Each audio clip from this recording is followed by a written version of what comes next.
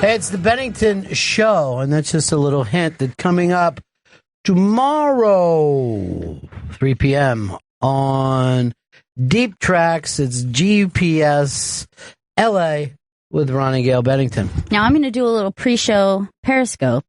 Is this going to be an iBang Periscope? You know what? We might switch it and make a Bennington Periscope. You know, I had the idea, and then we never built upon it. Right. I'm finding the weirdness of Periscope. I was trying to watch Cruz today, and he was buzzing in and out on me when I was watching, and it was a fine, sober Periscope by Cruz. He's completely lost his old character, and he's become some kind of quietly angry man walking around. But that should have nothing to do with whether or not, we're keeping going with the Periscope thing. But maybe you should be off the Bennington Show, and then you just get a sweep over from your other deals. Yeah.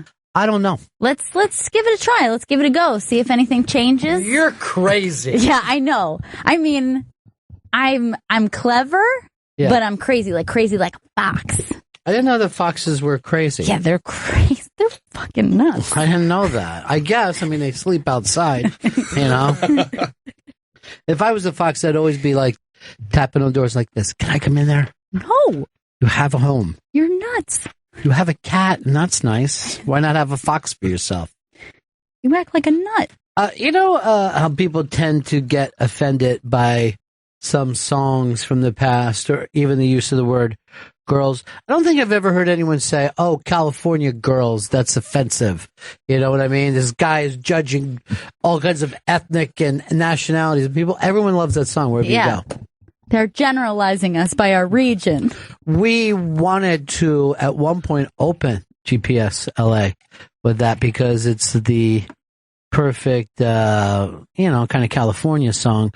And California became California was a myth in the making throughout its entire time of being. You know what I mean? Yeah. Like they never sold reality to us. There was either, come to California, there's golden in their hills. And then it was, movie stars, swimming pools, surfing, endless amounts of blondes.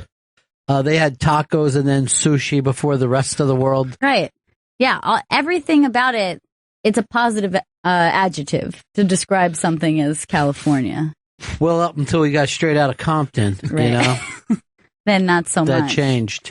But it must be nice to have that as opposed to Florida, which is an adjective that people use as a negative. If you're saying it's a very Florida-like situation. Well, here we are in the middle of this crazy thing of running for president. Today, I watched all media say that they're just disgusted by what's happening, acting like they're not part of why this, these men are just clawing at each other. But it's all going to hanker down on Florida. Yeah. Rubio and Trump both need to win Florida. Once Florida is so leading up into that, the two screechers are going to be screeching heavier than ever. Yes. It has now gotten to the point where all three of them are behaving crazy. It was at first that I was like, look at how nuts Trump is acting. Yeah. Last night, it was shenanigans across the board, except for Kasich, who he doesn't get involved. Kasich is, you know what, he's got my vote now, because as he pointed out, he's the only adult up there. He's so mature. And he's like, gosh darn it, I'm just a regular guy. I've only slept with one woman my whole life and not even her that much. Gosh darn it, I like bowling and hot dogs and regular guy stuff. If you elect me president, I'll help you move or change the oil in your car. I mean, I'm always around most weekends. He's a nice guy. The West Coast has the sunshine. All right, so I got an Unmasked announcement that I'm going to be making very, very soon. I'm so excited. And it's only like it's the primary announcement. There'll be probably a secondary announcement that has to do with that. So I don't know when we're ready to do that, but I'll wait until we are, and then I'll proudly announce Unmasked. 844 Rock God to talk to us. That's 844 Rock God if you want to talk to us today. I really didn't watch the debates last night, and I was just enjoying the clips. And then a story popped up that a bloody knife was found in the ground of the OJ's property, right? I'm like, well, how the hell could that be? Apparently, somebody found it, turned it over to an ex-cop, and that ex-cop has been keeping it as his... No, it was an off-duty cop, but has been keeping it at his home as a fun souvenir / keepsake. What the fuck? Why wouldn't he turn it in? For what reason? Then he would have to turn it in. He wouldn't be able to keep it. And he was about to have it put behind glass and was trying to get the docket number to the case when somebody said, look, I don't know how to tell you this, but this fucking cop has been calling me because he says he's got this old rusty bloody knife. And can they prove the story yet? Is it still just they're trying to piece it together? No, they haven't looked into the DNA or whatever, but if they find either one of those DNAs on there, oh my God. It just makes the miniseries look like shit now. Can they add an episode? I don't know. An epilogue. Juice. But is that fucking... I mean, this is the craziest case of all time. And it blew the craziest... Look, if you look up there, nothing about last night's Republicans. Nothing. It's OJ on every single giant news station. It's all going to seem dull compared to this, because this is insane. Now, what kind of trouble could this cop face if they prove that this is, in fact, a knife that he's been hiding? I really don't know. I'm going to put a case together against him and try to have him put in jail. Oh. I don't know if I can pull it off, though. Here's Jason in Detroit who knows a little bit about the OJ knife. Hey, Mr. Bennington and the fellow Benningtons. You know what? Yeah, I heard today that he was working. They were filming a movie in OJ's old neighborhood, and the construction worker was digging up the yard, and that's when he found the knife. So he went out, and he knew the security guy was an off-duty cop, and he turned it into him. And why he would keep it and not automatically turn it in and be the hero, I'll have no idea, but that's what I've heard. So, well, nothing could... I don't think anything could happen to OJ over this. I don't know if the guard could be even accused of evidence stuff because the trial was already done. Right. It's possible it would only be for peace of mind, I guess, if it cleared anything up. I don't think that it could change anything. But I'm also confused by this guy who hands it to an off-duty cop, and then you don't hear anything about it in the news. You think you would have said, hey, did you turn that in? All right, I'm going over the legal papers, and if there tends to be, I'm going to get this correct. If there was evidence, if they find the blood of Nicole Brown Simpson or the waiter on it, both the guy who found the knife and the off-duty cop can be stabbed with that knife. Oh, wow. Wow. That's true justice. Okay, according to this, just in the abdomen, though. So the chances of them bleeding out, but it's a rusty knife. They could end up, maybe lockjaw or something. Maybe lockjaw is what they've got to worry about most of all. Maybe it's not the knife. It was just another OJ knife he had hanging around losing it. Because I lose knives all the time. Look, we understand that it might not be the knife, Chris. That's why we're going to test it. We're not going to just scream OJ did it. I think it's just an old knife he lost. Well, we're going to wait and see. We have an old bloody knife he lost. I lose knives in my apartment and here all the time. And I actually had to go buy a new one the other day off of Amazon. And how big the knives I usually get are. Why do you need a knife all the time? It's an open package. I just like to have a knife on me. That's all.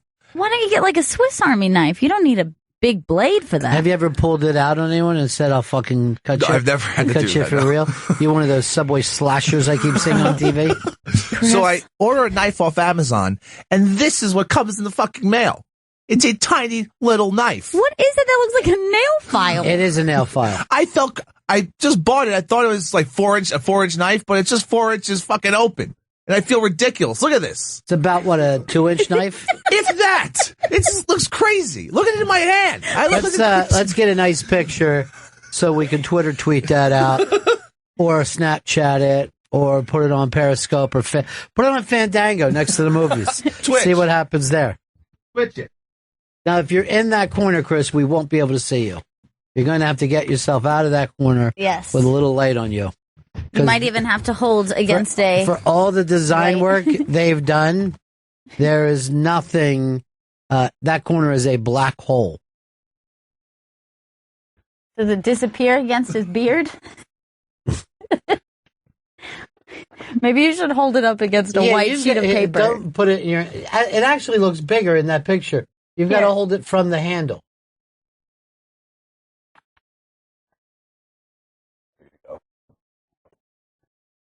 It actually looks larger in the picture than it does in real life.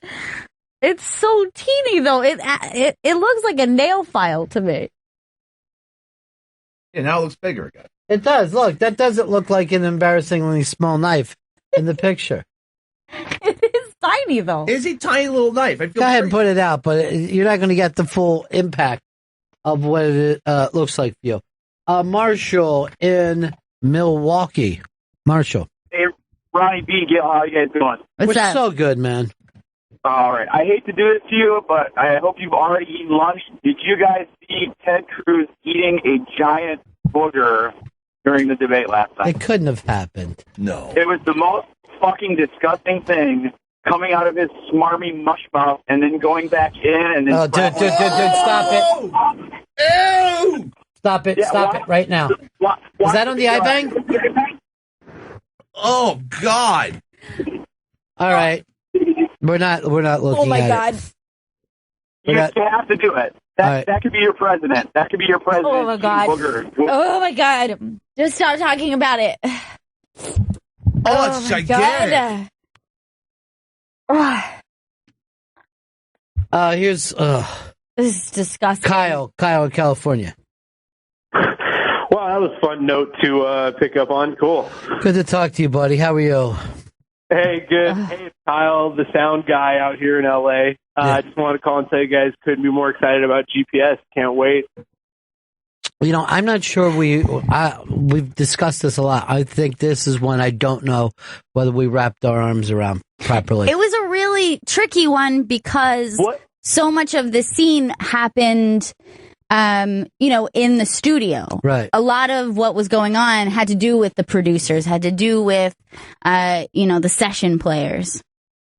Yeah, I've sat in the room where Rumors was recorded, and there is something very nostalgic and very emotional about those rooms and those places in downtown LA, you know. Which one did they do Rumors? I thought that was done up in Marin County.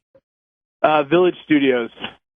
So I thought we had the producer that in, and the whole book was about they were up in Marin County away from everything. Am I wrong about that, Chris? I don't remember it coming up in the interview. Where is that? Was that the Glenn Johns book?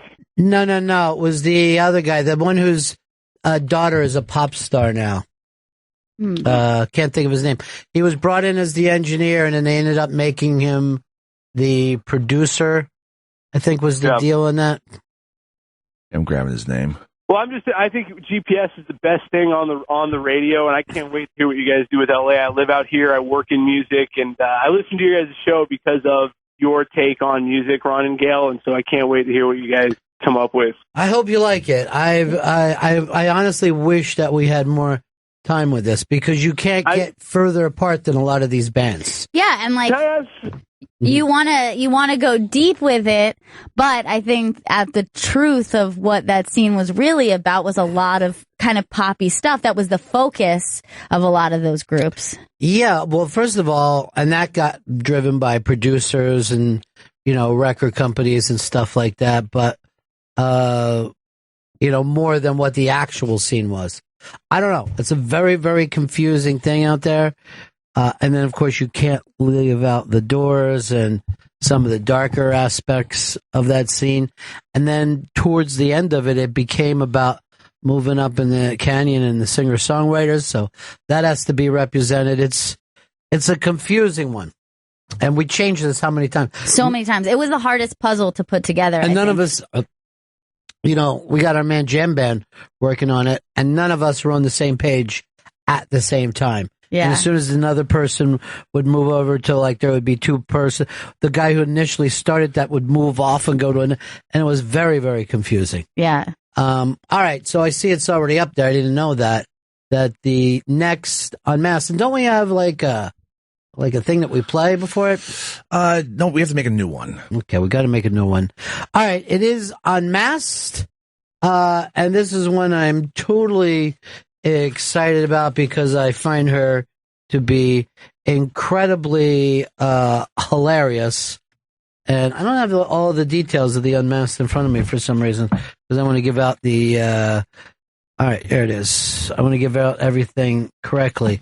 This is March 15th at the Village Underground. You want to go over to iBank for this. We're going to be doing, I don't have the time and night here, but we are doing it at night. It is Bonnie McFarlane, based on her new book, You're Better Than Me, which I couldn't begin to tell you how great this book is. But this is Unmasked with Bonnie McFarlane. Go to the iBank right now for free tickets. It's Tuesday, March 15th at 8 p.m. Now, we're going to have some more surprises along with this. I think this will become... I actually think this will become the social scene of the spring. Yes, this will be the it place to be. Now, I started to read Bonnie's book, and we talked to her about it. But, a couple chapters in, I'm like, oh, she's really an amazing writer. But then as it got along, I'm like, this is seriously one of the best of these kind of books I've ever read in my life. And I'm forced to read books by comedians all the time, and they're normally funny but this is I don't know how to put it, but it's like real writing. That is so exciting. I cannot wait for this Unmasked. It's gonna be one of the best of all time, and as I said, more surprises are coming along with this, but very, very cool. Looking forward to it. Here is Chris in Phoenix. Hey guys, last night was a little disturbing for me. I don't know about you guys, but apparently Donald Trump's got a sizable hog he had to point out to everybody. Well, it's only because people were saying that he had a micro cock, which... much like Hitler. Yeah. A lot of people have been making comparisons to him with Hitler, so maybe that's why. So he had to come out and say... Now, a friend of mine wrote and said, this accusation is worse than any other thing based on nationality or color or whatever, because obviously a man, even if he does have a micro dick, there's nothing he could do about it. That's his micro dick, right? The good news is we came out with little Marco, I think was the nickname last night, which I think was real funny. It was a crazy night, but if the Republicans cannot complain about it because they set loose a dude whose only job yesterday afternoon was to make Trump furious. Right. And I don't want to spend all my time defending Trump, but I can't help seeing everyone lined up with him and not feeling like that's not fair. Now, when it comes back to whether he has a small cock or not, I heard a joke many years ago that made me laugh. So this Marine goes to a house of ill repute, and the hooker looks down at him and says, "Now, who are you supposed to please with that little thing?" And he says, "One happy Marine." And it really is the truth. You know what I mean? No matter what the DT has, that's the game that he's in. Yeah. You know what I mean? I agree. Last night I flipped over to MSNBC, and the conversation they were having about it was so ridiculous because they're like, to my knowledge, this is the first time that this has ever been referenced in a debate. I can't imagine it being the first. It's like, yes, this is definitely the first time dick size was discussed in a debate. I can't imagine what other presidential candidate would have come out and said, by the way, I'm packing heat down here. So while you're making fun of me. I was watching the Michael Strahan show this morning. So his co-host, Kelly Strahan, she tells this story about how she's watching with her children and trying to explain to them. And then this came up, and immediately she wanted to just send them all to bed. And I'm like, look, if you're giving a fucking lecture to your children, throw dick size in there. Yeah. You know what I mean? Say it doesn't matter what size your dick is or your tits or whether your asshole's been bleached or not. You know what I mean? Kids. Don't make a big deal out of it. Also, like, several of your kids have dicks, so it's no secret that human beings have genitals. Why are you trying to hide that? And, you know, Donald's got kids all over the place, so whatever happens, it is a working cock. Right. But I couldn't tell you the size of Jimmy Carter's dick or Nixon's dick. It's never occurred to me, in fact. It's occurred to me. It's not that I don't think about these things, but because there's always been a rumor that Clinton's had an amazingly large cock. Really? That he used to take out, put on tables, and then act like he was, like he didn't notice it. Sometimes he would point down at the table and go, "Who let a possum in the house?" And everybody would laugh. I always heard LBJ, large penis as well. He was very proud of. Oh, yeah. He used to piss in front of people and shit in front of his cabinet. He would leave the door open so the meeting wouldn't have to stop. What? Yeah. And it's just something you had to put up with if you're around LBJ. Here's our buddy John. John, what's up, pal? Hey, Ronnie B. Did you see where Caitlyn Jenner endorsed Ted Cruz and said that he'd be the trans ambassador for Ted Cruz? This is what Caitlyn Jenner won't let into his brain. Ted Cruz doesn't want you or your transgender votes. No. And in fact, I don't think she's even a good trans ambassador to herself. No. Like, she still needs a lot of work on figuring out what it is she's doing with herself. She's, coming in there, she's slow playing the dick move like no one ever has. She acts like it's really something I haven't thought about. How can you not think about it? You're just telling us you're a woman. Yeah. Think about it. Just ponder. Just have a thought. Just take a moment. Watch some videos. There's plenty of videos out there. I'll show you what happens. Okay. Oh, no, I can look at those. All right, did you put up that horrible fucking thing? Because I'm not watching it. But it looked like... Is this true, though? Ted Cruz, a booger rolled down his face? Yeah. And into his mouth. I've never seen or heard of that happening before. I cannot even look at it because this kind of shit. Oh, it's huge. Oh my God. Unelectable. He is unelectable. I can't. Oh, God, it fell in! Fuck! I'm actually gonna...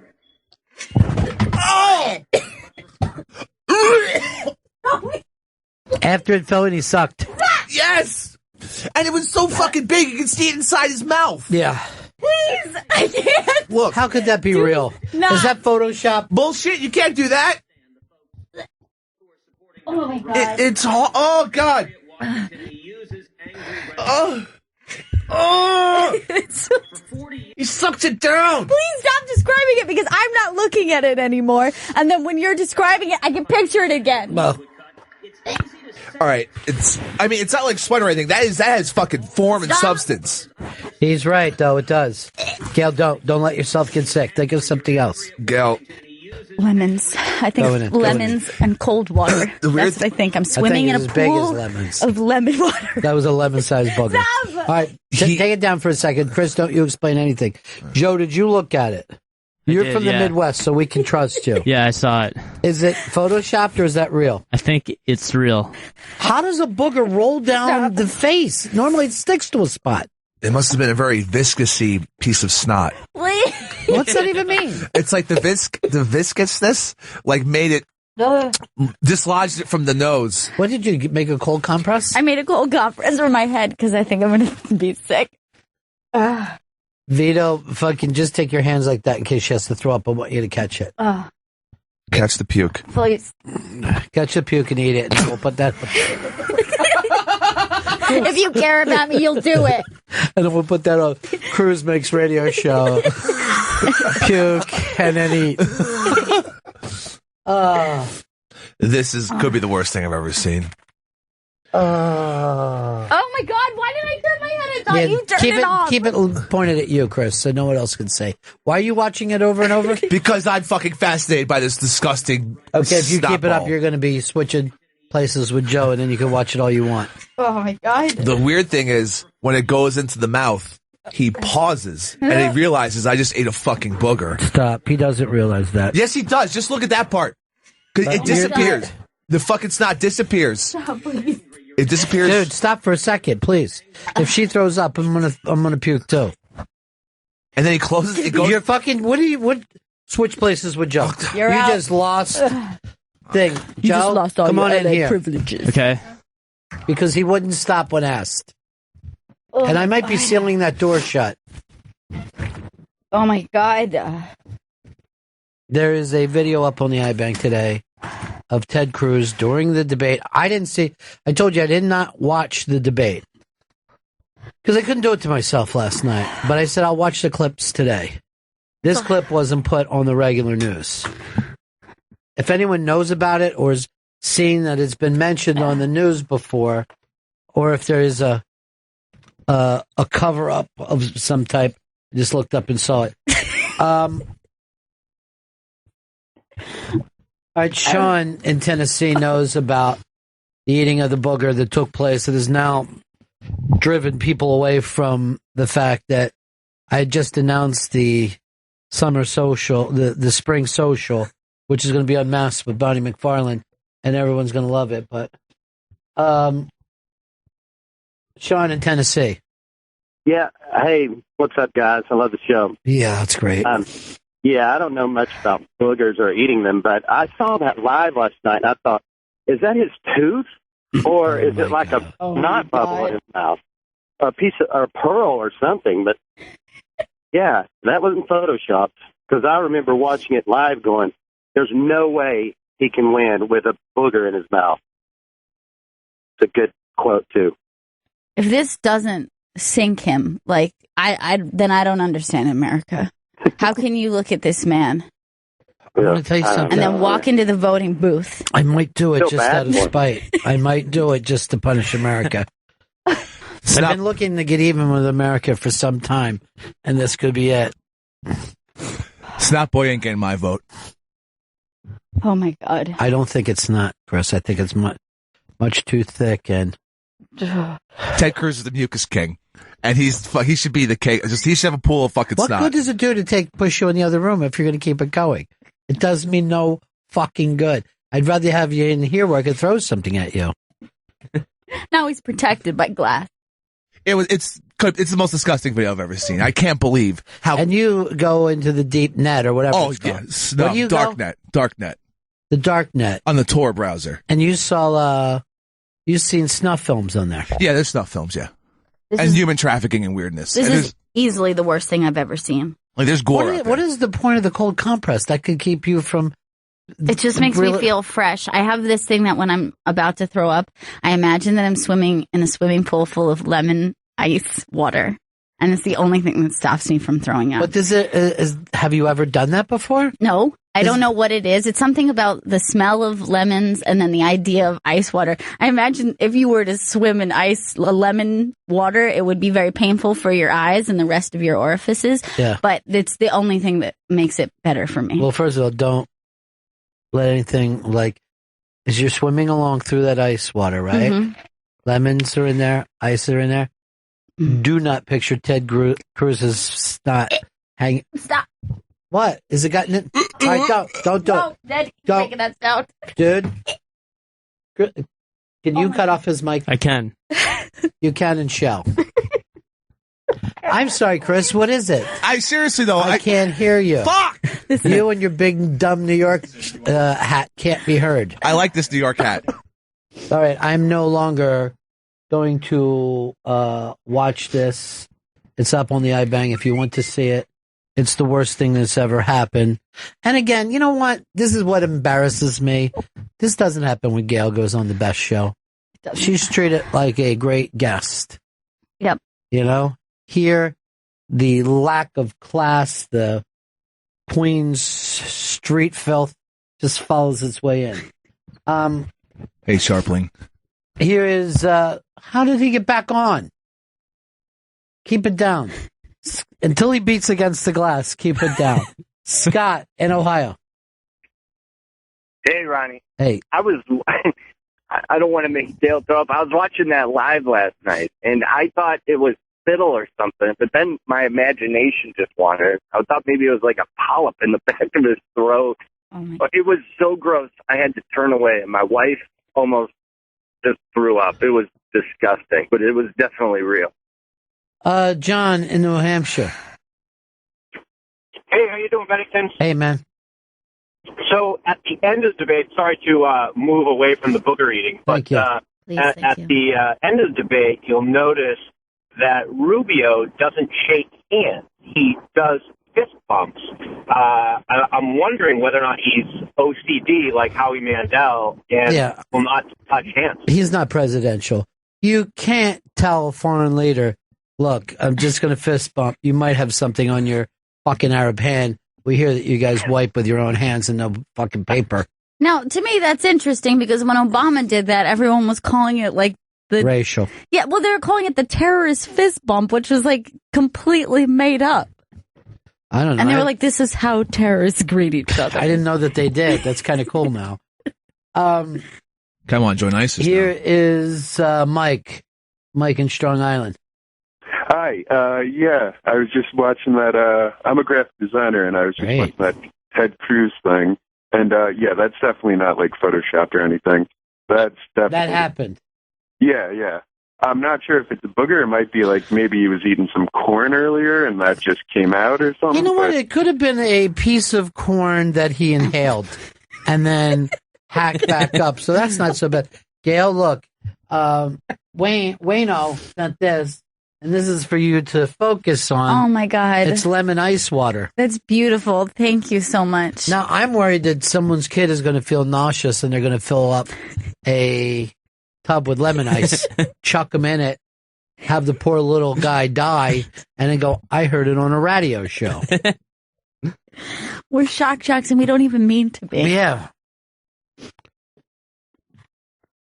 I hope all you filthy bastards didn't run over to the iBang and click Ted Cruz accused of eating a booger, which I'm going to come to Mr. or Senator Cruz's defense here. I think if you look at it, put it in your mouth. Oh my God. That's bad. Oh. Gail, ice and lemon. I got to make a point to the people. But if a piece of corn that you inhaled earlier hops up, comes down out of your nose and rolls down your mouth, which physically makes more sense to me than a sticky booger. I wish that I wasn't comforted by the corn scenario. Like, to me, I'm like, that's what it is, corn. It's simply corn from his lungs. It's not corn.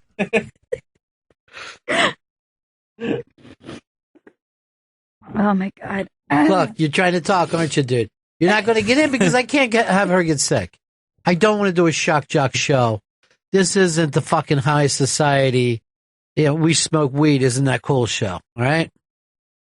I can't understand your pantomime. It's so bad. You would fail any mime course. Anybody see David Tell on Conan last night? I didn't see it last night. I have it recorded, though. Hilarious. Yeah? What's up on the iBang if you want to check it out? I do. But he gets into his Al material, and it's very, very funny. And I was looking at those guys, and I wonder what it's like for them to have, 10 or 15 writers or whatever you have when you have a late night show. And then have this guy just come sit doing his own thoughts on your couch and be so damn hysterical. If I was Conan, I'd say, let's not bring a tell back too soon. Or because I just wanted to superimpose. This is done without a legion of writers. It's so damn funny, but it's up on the which, by the way, remember we were talking about James Adonian and he's doing those Trump debates and all that? Yeah. That's getting a series on Fusion. Oh, very cool. Yeah. Fusion's really got the goods. Yeah, they're coming after it these days, aren't they? Efren, you're on the Bennington show. Hey, how you guys doing today? Gail's struggling, but the thought of lemon ice water has helped her amazingly. It's the only thing I have right now. It's not a booger. It's actually called tonsil stone. What? What are you talking about? What is it? A tonsil stone? Yeah. It's everybody gets them. I've had them. Several people. I mean, a lot of people. It's just little piece of nasty smelling stuff that pops out of your tonsils every now and then. And I've never had that in my life, nor have I ever seen it before. That's what it. I like what you're doing, and I think it's something that his PR firm should put out immediately. This was merely a tonsil stone, and this happened. Well, I mean, he's from Texas.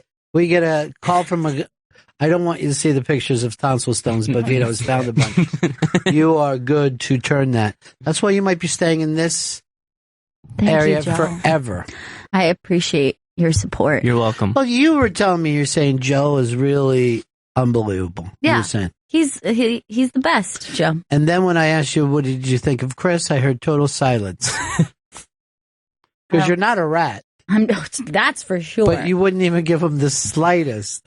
The slightest. This is all I'll do. Who's in the room with him today? Jamban and Kashmir. I'd send Kashmir in for a second. I'm going to talk to Jamban later about GPS. Specifically, Jamban, I want you to put it together. Did we even do a good job on this? Because normally I come into this feeling very proud of ourselves, and today I'm like, I wish we had 2 more hours. We have a lot more story to tell. Maybe we should go through the GPSs and do grades. Grade each one. All right, I'm going to go 6 A's and 1 F. What's the feeling in there that Chris is caught off? How's he behaving? He's practicing his mimes a lot on off, but it's a little tense. It's getting tense in there.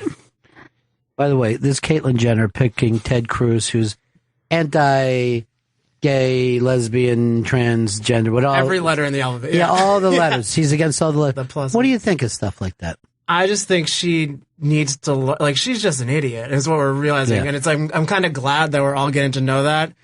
Because at first I was like, oh, that's cool. She might actually have something in her brain that she's been struggling with, but I feel like she just kind of wants to. She's like, oh, there's an election going on, a politician, and jumped on when just to but be the like one that was the exact opposite of everything that she's supposed to be promoting if she is the queen of the transgenders. Somebody needs to just shake her. They do every episode. I saw the previews for the first episode of this season, and you know how there's the writer transgender who's always trying to help Caitlyn? Yes.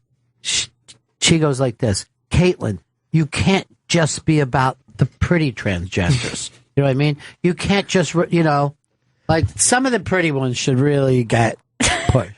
And that's what's so interesting too. She's trying to be like the first transgender woman to be against transgender and women rights. You're very right. How's Jamban feeling about this LA GPS that we're doing? Oh, he is pumped. He thinks it's good. Oh, he's pumped. Yeah, I'm going to talk to him later. When the song came on, when the intro song, he's like, "Oh, that's GPS. Oh, that's GPS." And I was like, "Oh, it's nice." Right, yeah, feels that way because Chris never does. He's in law with it. Yeah. It's just like everyone's so supportive, except for I don't want to say, but just one particular. Look, person. It's not fair to talk about somebody in front of their face when they can't answer back. That dad shirt that you're wearing today is so hideous. He's the dad behind the glass. He's trying to do because me and Gail are apparently matching today. Yeah, you guys are. You guys are very cool.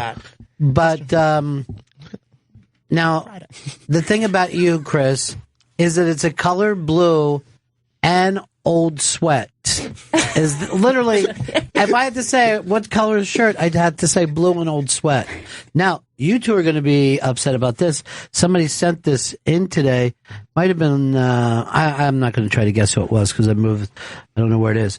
But Jill Nicolini, who is a big New York radio personality, as well as an ex of Anthony Cumia's, did a segment on try to guess whose boot is who. And it was I think it was all the people from where they worked, and they lined up their boots. And we were all supposed to guess. Kidding me? Yeah. Are you effing with me? Why can't you feel good that you got something going? You know what I mean? You want to be on the ground floor of the zeitgeist. Yeah, but if you're credited, it feels We good. were on the ground floor, and then she stomped on us. That's true. With one of her boots. No one ever gets credited as being, the first one. No. Yeah. Maybe she should have started it by saying, I got this great idea. Never happens that way. Did she even have a good punny title? I could honestly say at one point I felt like I was the guy who came up with the term to the max. And I never got credited for it. And it used to make me angry when I heard people say to the max. And then later when it died out, I'm like, no, they're not even saying it anymore. I couldn't win. And after that, I made a vow, and I pretty much feel like I'll never try to come up with a saying again. Oh, it's not worth it. That's a shame. It's not worth heartache, it. yeah. Yeah. Just like you guys are saying with what I'm now called Bootini. Oh, God. Bet she didn't even have an outro song. There was no choreography there. Boy, he gets mad. He gets angry. Yeah. You know what? And that's because he cares about the show. Remember that the other day when he shut fucking Joe down and scared you? I do. He came running into this Still room today. mad about it. Yeah, he did. Not intimidated by it. So boots are out for you. You guys got to come up. What happened? Could it be about spring scarves? Ooh. We were talking about Scarf It Up, where Chris, old sweatshirt, and it literally is just from Old Sweat. He was out It's of not Old a Spice. Yeah. It's just yellowing around the pit area, which since it's blue, it's just turned green. Old Green Pits is back. Now, Green Pits didn't understand everything was going to happen. All right. I don't know. Gorilla Bob just tweeted us that Jenny Hutt is still stealing your bit as you are doing it. What bit is that? Tell us. The stone, saying it's a tonsil stone. Well, Jenny Hutt was at one point I'm going to go out and say it, my best serious friend. Yeah. Now, we don't even so much as acknowledge each other. I know, it's sad. Yeah, it really comes from her producer and some remarks that her producer said about us that Jenny backed up 1,000,000%. But what was Jenny's old partner's name? I can't remember. I think it was Martha Stewart Jr. Yeah, that's it. She had said to me some bad things about Jenny, and now Jenny's a backstabber. And I didn't believe her at the time. I actually joined Team Hutt. Yeah. Well, they had a hut. It was really fucking cool to have. And how wrong I was. Now I know what Donald Trump went through when Mittens fucking attacked him yesterday. Or how you guys felt when Jill Nicolini went and took your bit. Nickel and dimed us. Yeah. Yeah. Oh, God. It's a heartbreaking. Yeah. Well, remember that time Anthony said that her ass leaked, so maybe everybody's on the same page with that. I trust him on that. Larry, Pennsylvania. Hey, how you doing? What's up? I'll tell you, let's get back to the boogers. What do you think? Oh, God. If you watch that thing, it started out at his top lip, then it dropped down to the bottom lip. Then he inhaled it and just sucked it in when he was going for breath. That was a 3-step process. He's done this before. Well, I don't know if he's done it before, and I'm not going to accuse him, but he seemed, and I watched it, the video was up on the iBank, he seemed to be ignorant of it. It's almost like you were watching a guy drive a bulldozer over a baby, right? But while he's doing it, you see him like singing along with a song or something, or giving someone a thumbs up, and you can be like, oh, he hates babies. But he didn't even hear the little bones crashing. Chris is smacking on the wall. We are going to give him, and I'm giving you 5 seconds, and at 5 seconds, drop it down, okay? And then I'll decide whether or not I let him keep going.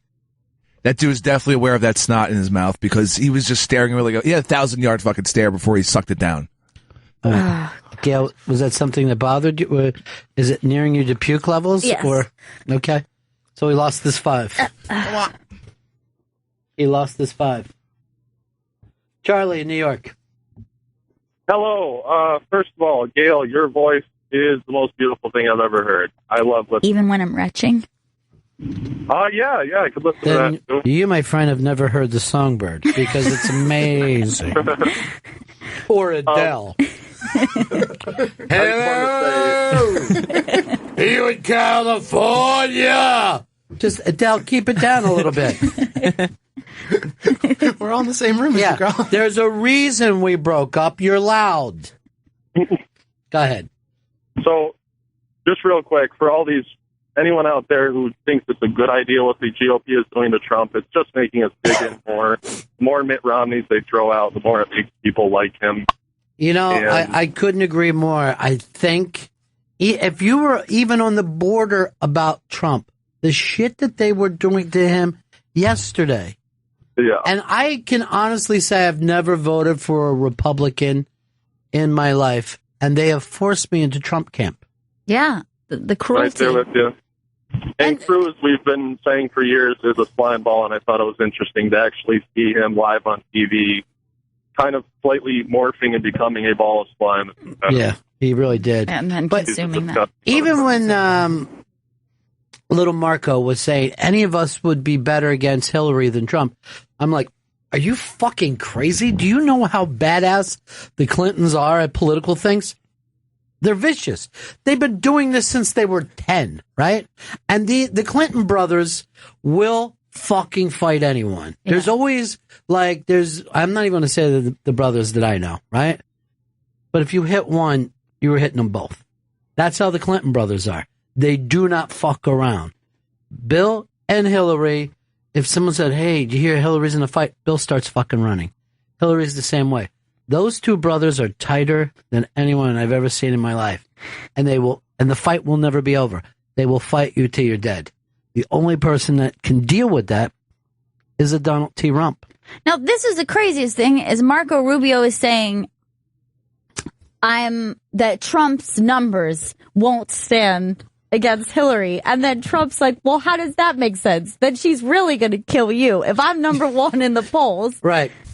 With among Republicans, how does that make sense then that you would be better than me? If you have the opportunity that the Republicans are behind you, Trump is the only one who stands a chance of winning in some of these middle Atlantic states and Florida. And by the way, that's all that matters.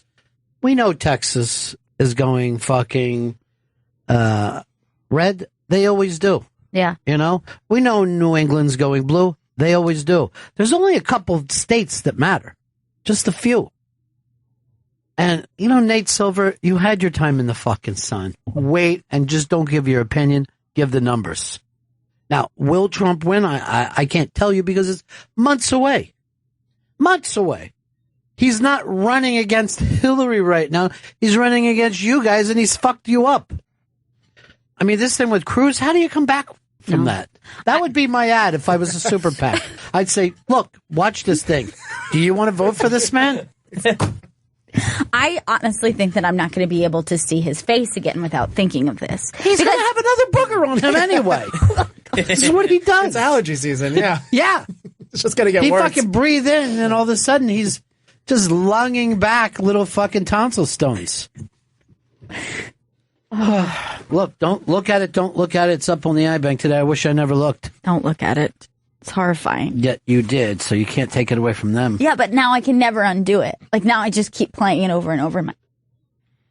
There's other stuff in there you can look at. This might make you feel closer to your childhood. There's a 9-foot gator in someone's pool down in Florida. That is comforting.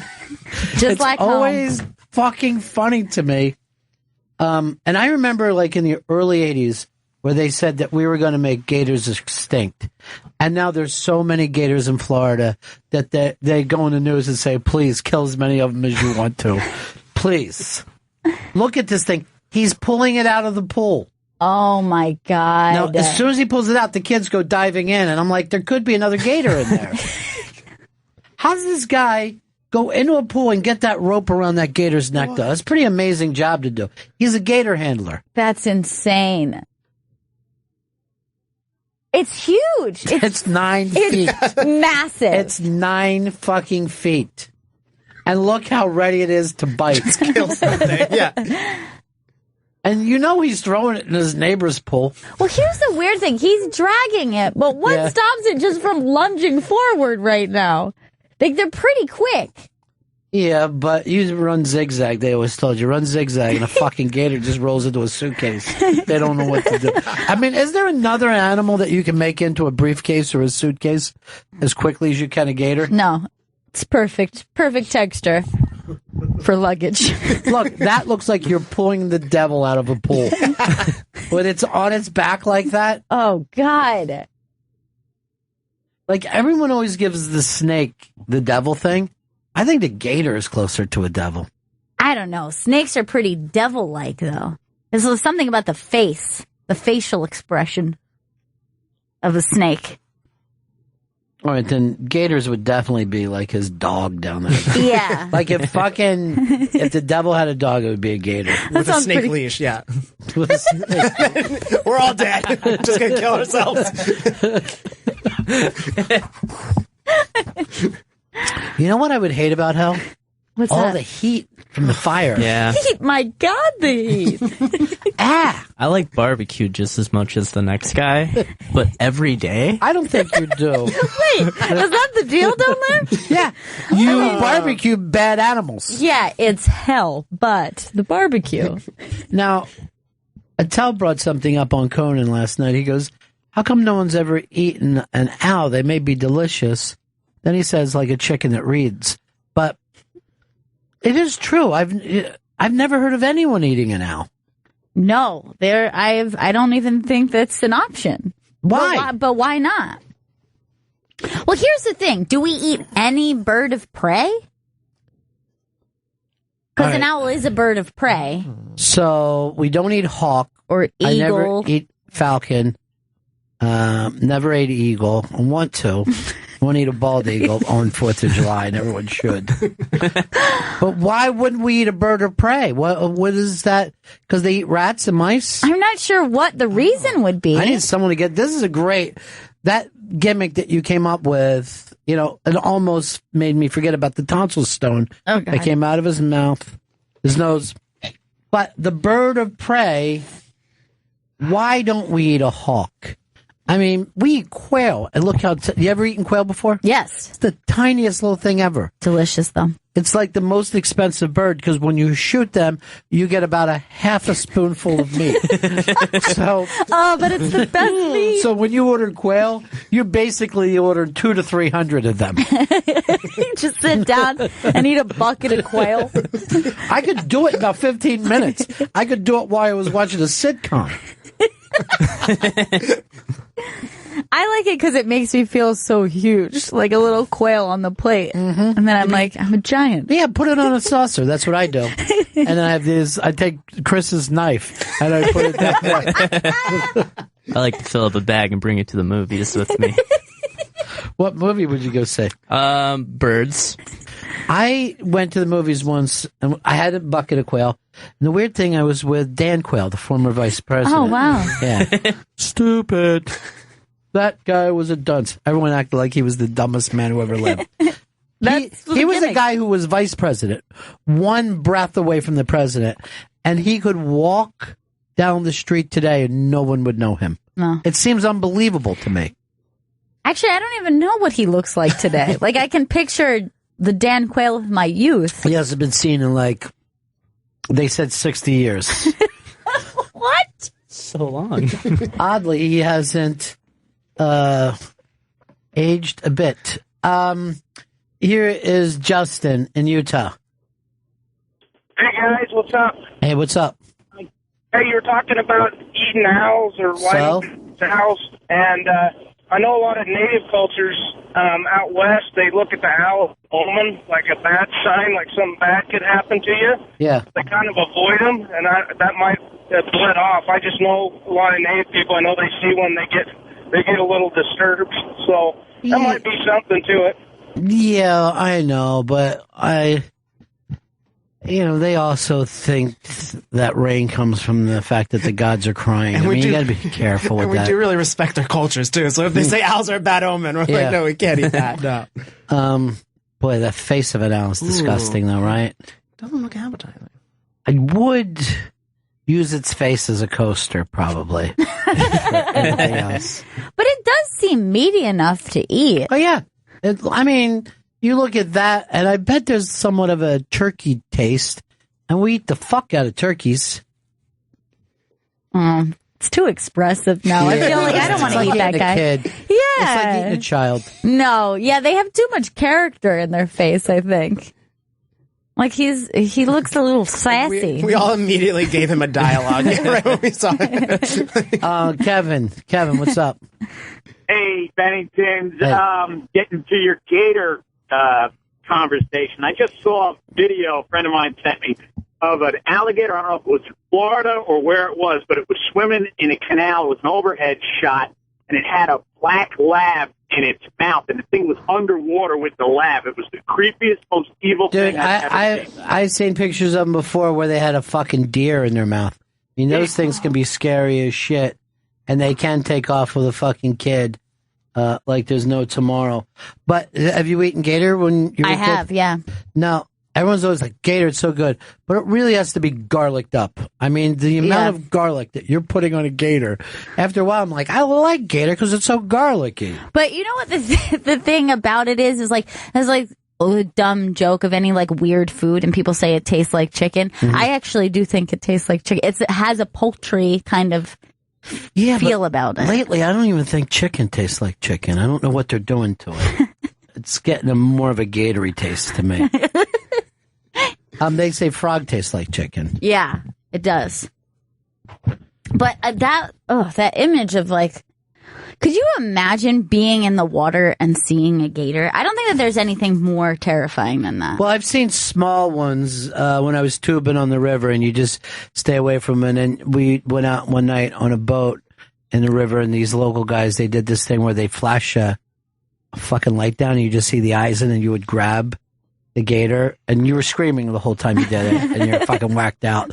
But we're just like, ah! And most of the time, I'm going to be honest, you start to pull the gator up, and then you're letting go of it. It just flops in the air, and you're just like, there's a lot of them! And you're screaming. It's really, really fun.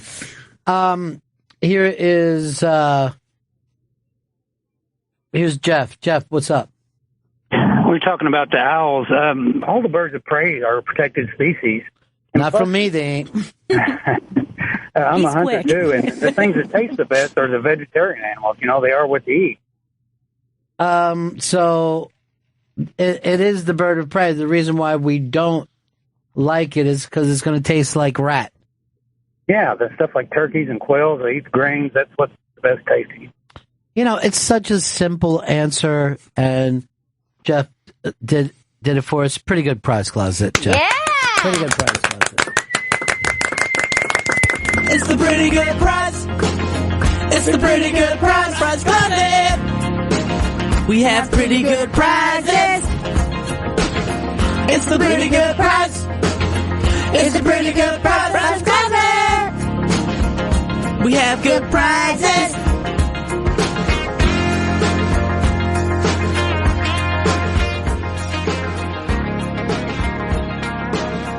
You gotta put them up. You've won! You've gone to the pretty good prize closet. And what you've won is... Oh, Jesus. Follow the Music, signed by Jack Holsom, who's featured on GPS this weekend. I was saving that for when he passed away. But I love it. Because no one's ever heard of him. You know, because he was behind the scenes. Yeah. But he's an old dude. Yeah. He's the old dude. Howard J. Reynolds, and you're listening to Less Than Jake. Did you go see them, or you were going? I'm going to see them next week, and I'm really excited. And I can't get anyone to go with me. Oh, of course not. Not even Jake? That's mean. You know what? Joe, come on. Joe, you're literally less than Jake. Oh, man. He's and you're less than Vito, and you're less than Cashmere. Mm-hmm. I'm a small person. Anyone notice I'm sitting weird? I got is it a kink in my neck last night? Yeah. I never get that. Yeah, I got a crick in my neck. I never get stuff like that. Really? But someone broke into I'm going to believe a ninja broke into my house and just snapped my neck while I was sleeping. Either that or I got neck cancer, which I hope I don't. No! You get it in the back of your neck, they say most times. No! That's where it comes in. It's a pretty good prize. Did you not know that you weren't on the air for half of that, Chris? No, I did not. Can't tell from in there. It's our buddy Laurie from Yonkers. Hey, Laurie. Hey, everybody. So not to deny anybody a pretty good prize because, the previous caller had a really good point. But not everything that's, like the birds that he's talking about. Okay, so they eat mice, and then they would taste like mice, right? But, like, all of your chickens and turkeys and everything go, like, grubbing in the ground for worms, and they taste pretty good. But what I was going to say is we don't eat, like, birds of prey because you can't catch them. You can't, you can hardly find an owl. If they don't want to be found, they're going to be, like, impossible to find. I found them underground before. Really? They do burrow. Yes, in Florida, they burrow. The burrow owl? There'll be a hole in the ground, and you go, like, what is there, like an armadillo or a snake in there? And then you'll just see an owl face pop out. And I'll go, I'm going to come back here later. Are you messing with me, though? Because that sounds so adorable. No, here's what happened. I came back and I was pouring the gasoline in there, and I'm like... Oh, okay. You know what? I don't want any owls in my yard. I like to keep my... The other thing about the flying birds is that their flight muscles are turned into rubber bands, so it'd be like eating like the worst calamari ever. Like it would just be like so tough. That's why even like squab, I think they like feed them and keep them in cages so that they don't fly around too much. I was thinking, like, if I were to eat anybody in the show, it would be Chris, because he would taste like biscuits. Buttered biscuits. He would taste like buttered rolls. He loves Well, I seen him eating a buttered bagel today.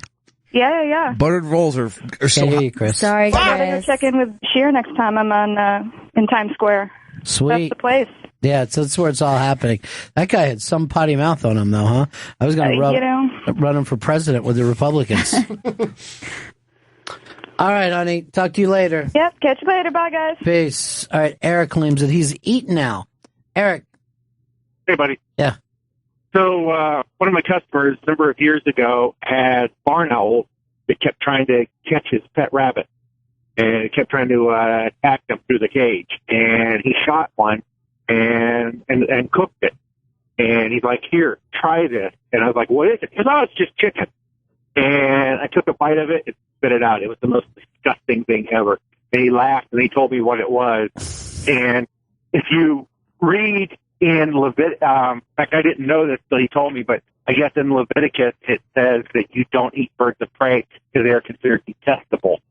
Can I throw one thing you were talking about with gators? I'm sorry, I stopped paying attention to you a couple minutes ago. I just zoned. But yeah, you come up with a lot of great points. Really, really great stuff. I completely went away during that. I just started reading something. Felt like I was in school. I did feel a little bit like that. Can I tell you something about gators? Thank you so much. Thank you so much for contributing. There's a thing that Chris is excited for. This guy, I believe it's in France, and he makes honey with these bees that he gets them to do something on weed, cannabis, and now they call this canna honey because you'll eat his honey and it's delicious. And then do you get high off it, Chris? And yes, the cannabinoids will then get you high as fuck. So, have a nice cup of tea, put some honey in there, you're good. Put some honey on whatever you want. But why wouldn't you just have... Look, we know what to do with honey. Yeah. Thank you. I'm from a different generation where I would have a cup of tea and smoke a joint. And I never thought to myself, I wish I didn't have to smoke this joint. streamline. We've been talking about streamlining But I'm everything. not in that hurry if I'm a fucking stoner. Are you tired of rolling joints? The endless amount of rolling. The grind of the grinder getting you down. Just learned that word recently. I love it. Nice. Try weed honey. This weed honey doesn't taste good, but I'm all fucked up on it. You'll be buzzing in no time. This weed honey is so good, I forgot to go to work for the last 3 days. Weed honey, huh? Wait, how many times did I just say weed honey? Was it a lot? Hey, seriously, is this my jacket? I don't know how this ended up on me.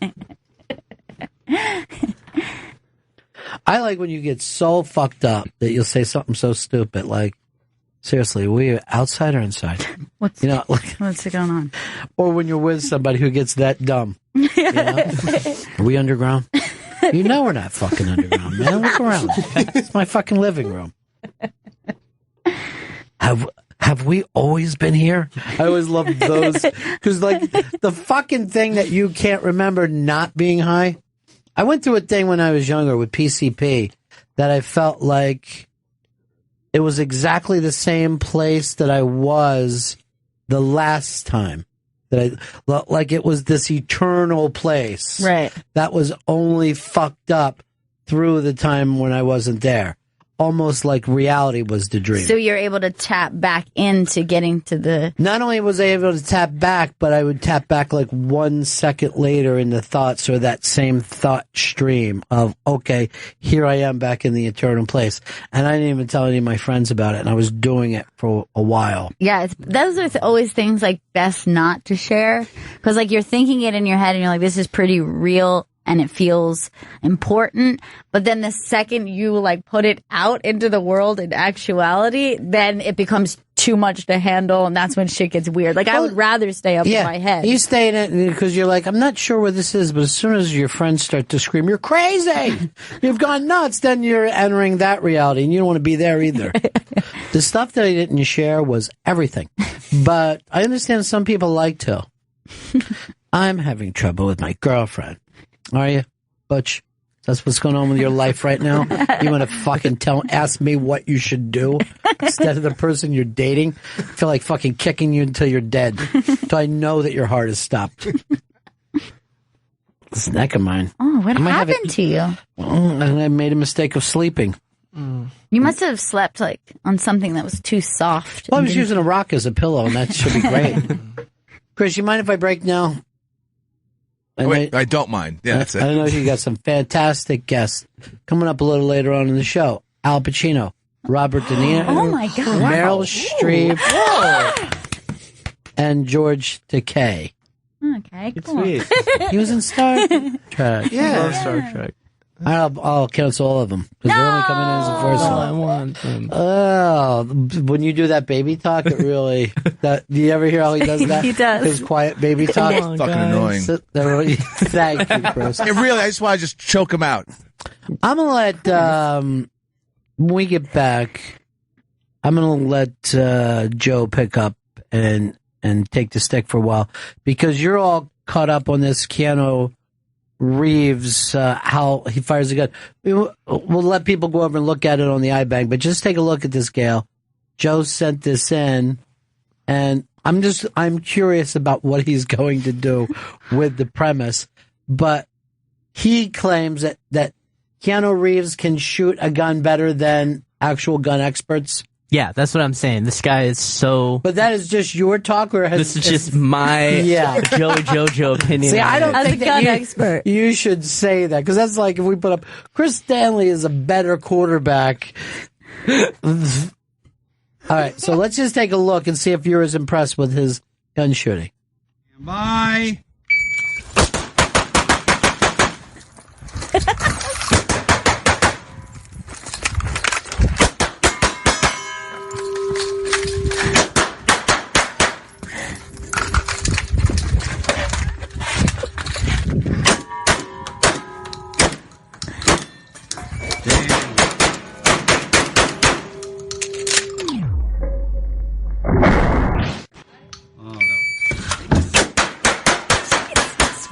Relax, Keanu.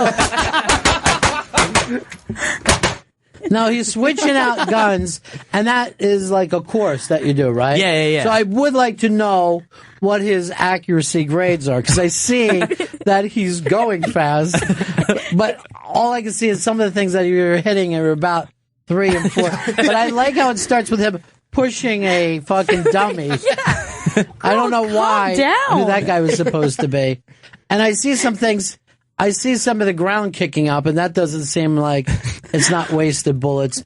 But we'll talk about that when we get back. It's up on the iBang, and he calls it Keanu Reeves fires gun quicker than actuality gun experts. That's what you put up there. Oh, no.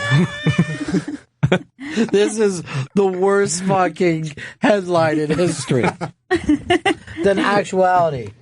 Let me just say this. There is an assumption, right, that if you write a headline like that, it isn't just your non-expert opinion. It would be the opinion of experts.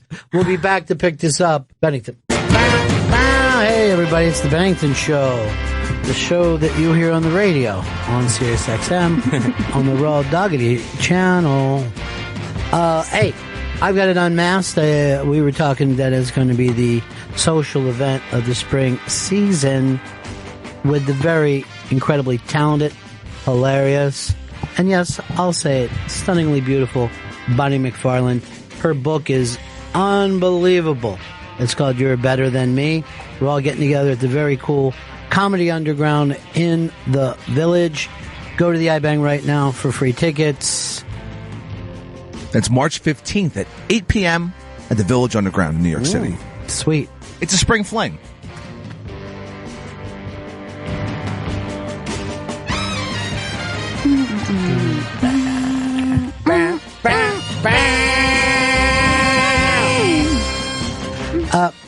We were talking just a little bit about Keanu Reeves, the amazing gunslinger that he is, and the clickbait article that Joe put out. Keanu Reeves, go to the top. Got corrected. Keanu Reeves fires gun quicker than actuality gun experts was the initial one.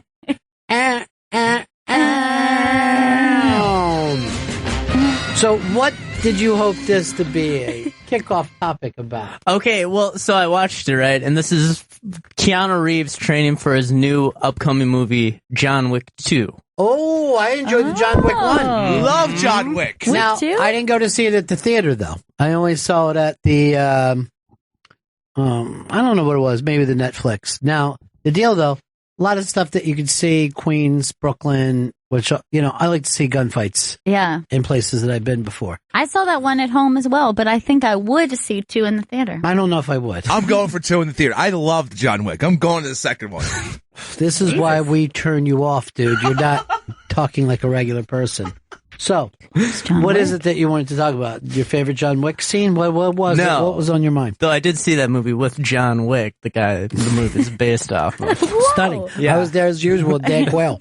So I'm watching this, and I noticed how good of a gun expert, gun slinger Keanu Reeves is, and this comes after years of doing action movies. Right. So many, The Matrix, and he's also an actor that I think we all have him, that I never turn off his movies when they come on for whatever reason.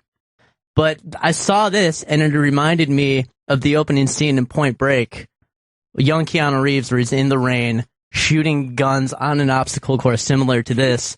And I thought, Point Break is the best Keanu Reeves movie I've ever seen. And / I think the only one at this point for me, because I've rewatched it over and over again. I'm not even sure if it's in my top 3 Keanu Reeves movies. I will say this. It does have one of the great Keanu Reeves scenes where he's going to shoot the bad guy running away and just can't do it and starts to just unload his gun into the air in a suburban area.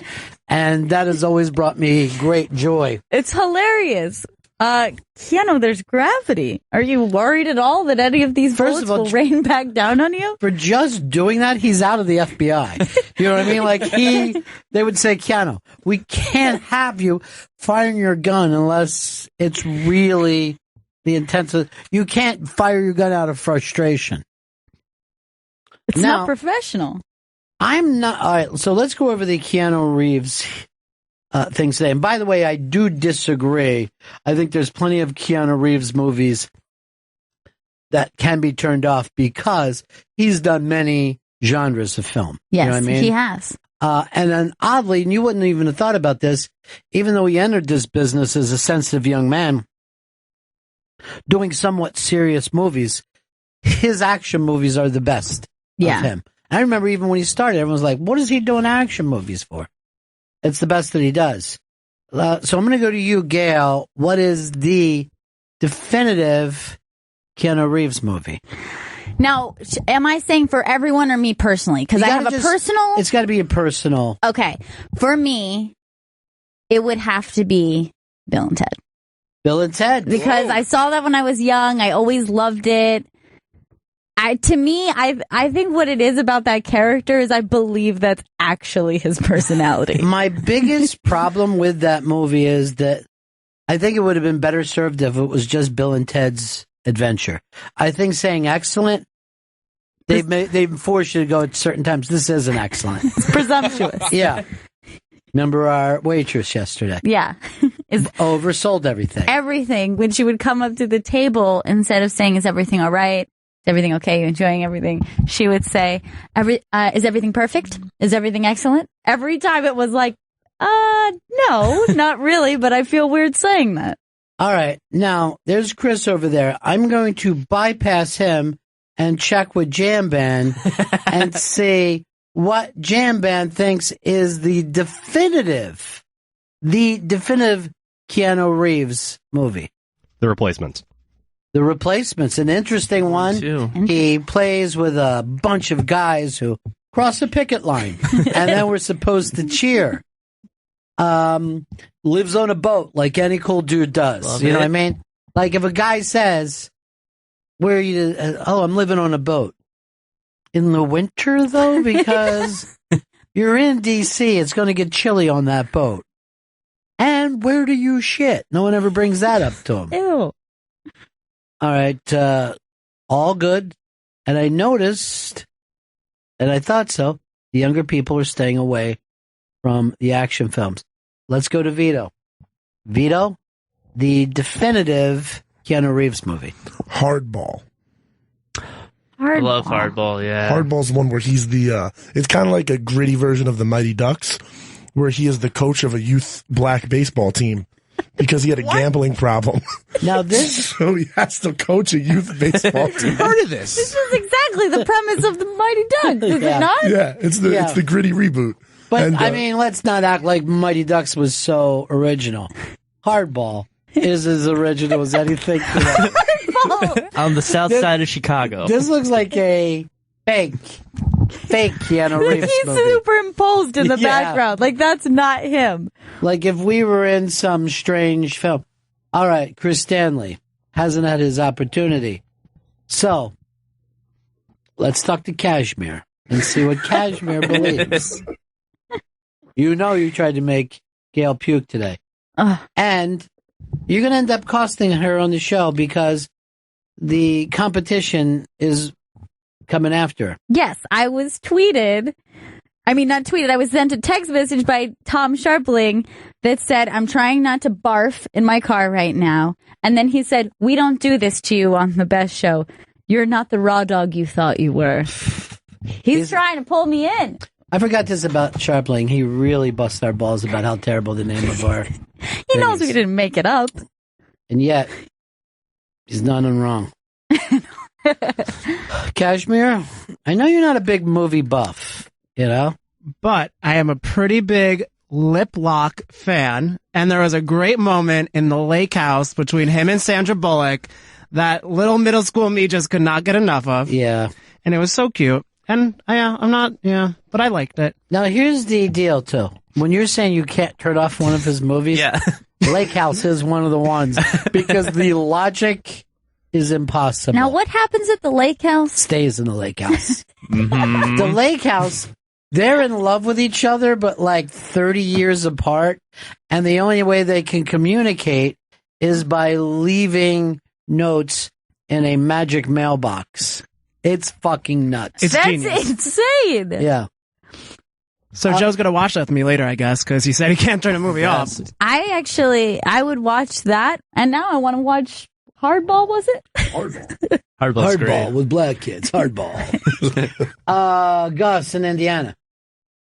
Yeah, I'd like to bring up a movie where Keanu may have launched his dramatic career, where he was Todd in Parenthood. He was Martha Plimpkin's baby daddy. That was very young. I mean, he was still like a teen. Yeah, he was a baby. Playing a teen in that. And I believe it may have been the first time that he said, whoa, on... Yeah, he was, that's why when everyone thought he was going to be, a very strong young actor. Yeah. Not doing films like Hardball and Lake House. Hardball does sound great, though. Chris Stanley, we haven't gone to you yet.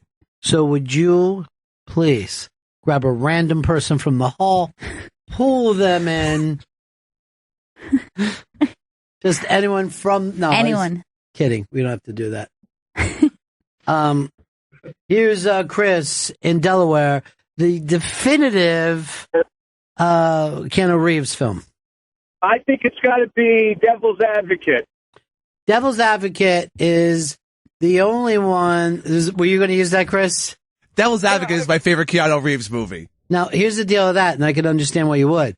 It's the only time that he really uses a very cool Southern accent. He's from Florida, down there in Florida, where people sweat quite a bit. I can't believe you picked that one, though. I love The Devil's Advocate. But I've never turned it off. For his performance, the accent is ridiculous. Now wait, we're down here at Tallahassee way, so in our courthouses we don't wear air conditioning.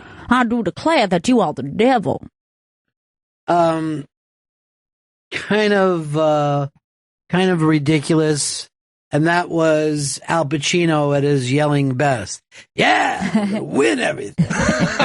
Your wife's home right now, getting boned by a Puerto Rican. You're banging your own sister. He's just out of his fucking mind. The forced incest was going to be the greatest scene ever. Yeah, it was definitely forced incest. And they were sued by the people who made that painting because they just took the painting and kind of photoshopped it into twisting without ever paying the people who owned the painting at the time. We don't have to pay for paintings. The devil, you're going to charge him? We got a place on the Upper East Side. Now, by the way, you can look at the best fucking companies. And I never see people just totally, this is going to be your apartment. That's your car down there. This is your maid. This is your dentist.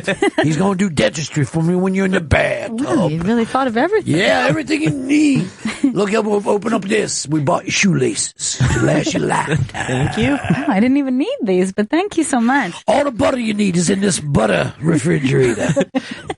Just butter, huh? Like, normally they just pay you money and then you go out and get your own apartment, no matter where it is. That's normally the deal you make with an employer. Yeah. Not the barter system that you believe happens if you watch movies. Although the next time you're in a job interview, maybe you could suggest it. I'm willing to take lower pay if you take care of everything in my life. I understand you like to rock and roll music. Well, you're going to be playing keyboards in this here band right now. Oh. Yeah. He even got me some hobbies. They're called Sugarloaf and made a little stir years ago.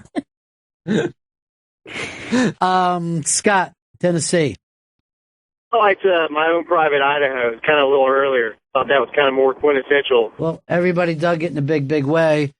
I mean, what's not to dig? And of course, you also have that cool song based on it. Oh, Private Idaho. Oh, Private Idaho. So, Joe, has anybody had a chance to change your mind? No, well, here's the reason why I love Point Break so much. Yeah. It's because it was kind of the movie of his transition from the Bill and Ted days to the Keanu I grew up with that I see in The Matrix. So it's him like trying to be a serious actor, but he still has that total bruh thing going for him. And But it's a you weird, act like awkward you're the thing. only one who loves Point Break. With nothing is more talked about in your entire generation than the movie Point Break. You guys seen it? It's pretty good. It's very good. discussed. We've all seen it. Now, I honestly think, The Matrix is a movie that was hurt badly by the second Matrixes. If it was just one movie, people would put it up there as one of the greatest films of all time. Yeah. And it was maybe the last film to shock me, where I just heard the name Matrix, I went and saw it and had no idea how, the cinematography was going to be different and the special effects. It was a mind-blowing movie. Yeah. It was a great film. And it had such a big legacy, I feel, like the impact, where I think people started to describe things being like the Matrix. Like, that's when you've really done something that's like a cultural phenomenon, that afterwards you compare things to it. People get high and they'll say, we in the Matrix. Psychologists wrote books about it. Philosophers wrote books about it. Then they did the other two and people turned their backs on it. The trailer for the first Matrix was so cryptic, like you didn't know what the movie was about. The entire ad campaign was just like, what is the Matrix? Oh yeah, I totally forgot It that. was What is the Matrix? Yeah. You're And then they right. showed some numbers. Yeah. And you're like, I don't know what the Matrix is. I'm going to go see this. And then when you got there, you were blown away and you loved it. And you said, I'm going to go back later with a friend. It was just a fucking great action sci-fi movie that you didn't have to be embarrassed about. Like, let's face it, you're a little embarrassed at Point Break, but you all basket, when a guy says I like Point Break, it's like when a girl says I like Dirty Dancing. You know what I mean? Like, they like it. Of course you do. But they should be a little humiliated out of it. Here's Adam in D.C. Yeah, I just wanted to say River's Edge. It's a phenomenal film, and here's the thing, did you guys all see River's Edge before? I haven't seen that. It was his first film. I had read the article, because it's based on a true story, in Rolling Stone obviously before the movie came out, and I couldn't fucking sleep that night. The article fucking scared the shit out of me. Really? Because it was that suburban kids do disgusting things, and you can't understand how that could happen. There's no reason that these fucking young, I'll say it, white, upper middle class kids should turn into the Khmer Rouge, you know what I mean? And have zero fucking morals, zero empathy. And he captured that. I mean, that was him at his whoa when it made sense that people are that way. Right. And when he yelled at his stepfather, food eater, it was, perfect. It was perfect. Here is, when I saw you making all those movements over there, I thought you were trying to signal me. You weren't. Here's Andrew in Nebraska. Hey, buddies. Yeah. Favorite is Speed. Just when Harry Jeff Daniels is talking to him, he says, all right, pop quiz, airport gunman with one hostage. You're using her for cover. What are you doing? Keanu says, shoot off. Now, I had heard this before, that Speed was pitched as Die Hard 2, and Bruce Willis thought it was ridiculous. So they just turned around, changed the names, gave it to Keanu Reeves. But could you picture Bruce Willis in Speed? It would be fucking great.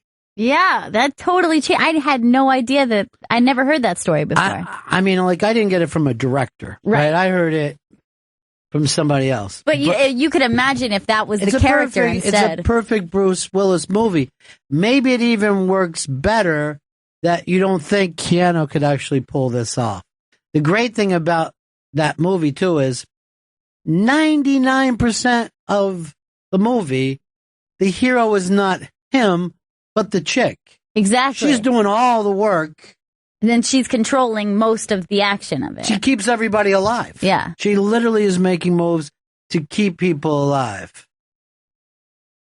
What happened to the bus driver? The bus driver got shot or something? Heart He attack? got shot, and they had to take him off the bus. They put him on a stretcher in the middle of the highway. Yeah, I mean, from real, stupid Hollywood screenwriting, it's perfect. You know what I Right. mean? Like, you're never going to sit around and compare it with, fucking Death of the Salesman or something, you know what I mean? But for when you're making a formula movie, here's a situation that you shouldn't believe at all, and you stay with the movie. Yeah, it hits all those points of it has the stakes, the high stakes, and then it has a time limit. It has all those kind of things that a perfect action movie has to have, and yet be totally silly at the same time. But you know what? It's got to come. Speed has got to be in as far as we're going definitive. It's got to be Speed, The Matrix, and Point Break. Yeah. Of what people really think of him. Yeah, that's probably the idea that people keep in their head. Right. Chris, what is it for you with those three? Speed. Out of those three, Speed. Joey? Me, it's still Point Break. Vito? I'm going to have to go Point Break. I'm going to say The Matrix. Stay with The Matrix. It's going to come down to our two interns then. Speed? What are we? 2, 2, and 1? Mm-hmm. Matrix. 2, 2, and 2. Oh my God. Oh my God. Oh my God. Look who is going to be the decider. Lake House. Lake House again. What is it? I'm going to go Matrix.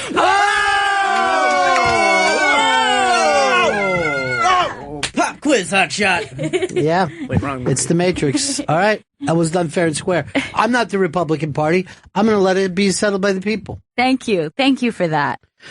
Chris, you said somebody wanted to stop by and see us today, right? Yes, they did. And who is that person? Said it they. Dan the Man. Dan is the man we call Steely Dan. He is the fifth Beatle. We've been trying to find a place for him. Yeah. He does a great job of loading up. And I never get complaints about the load anymore. Are they still out there, or Dan has corrected every problem there was? Dan is on point. Dan's great. He's the man. The last time that we really got bad complaints was in the Shelby days. That's when you would get a lot of... They just never would get done. Dan's doing a great job. Yeah. Big fan of Dan. You like the Dan? Mm-hmm. Love the Dan. Are we going to call him the Rubber Dan Man, or is it Love the Dan. Dan, come on in here, buddy. It's good to see you. Now, I like the name Steely Dan. There's Dan the Man. There's the Rubber Dan Man. Which name are you most comfortable with, Dan? They're all pretty cool. Yeah, they are. Steely Dan's, that's fun. Okay. Steely Dan is fun. You had something that you wanted to do, right, today? That's right. I think this is going to be pretty earth-shattering. All right. What exactly will you be doing? I've been doing a lot of independent research on the goings-on of SiriusXM inside the office, and I'm really excited to tell you about it. Boom, boom, boom, boom, boom, boom, boom, boom, boom, boom, boom, boom. Boom, boom, boom, boom, boom, boom, boom, boom, boom, boom, boom, boom. Mr. Dan Man, bring us some news, some juicy gossip from Studio 2. Bring us the tips, like who's out the door. All from the 37th floor. Dan Man, yes, who makes the most loot. Don't have nobody to give us the scoop. Okay. Please, Dan, keep your ear to it. It's the 37th floor gossip.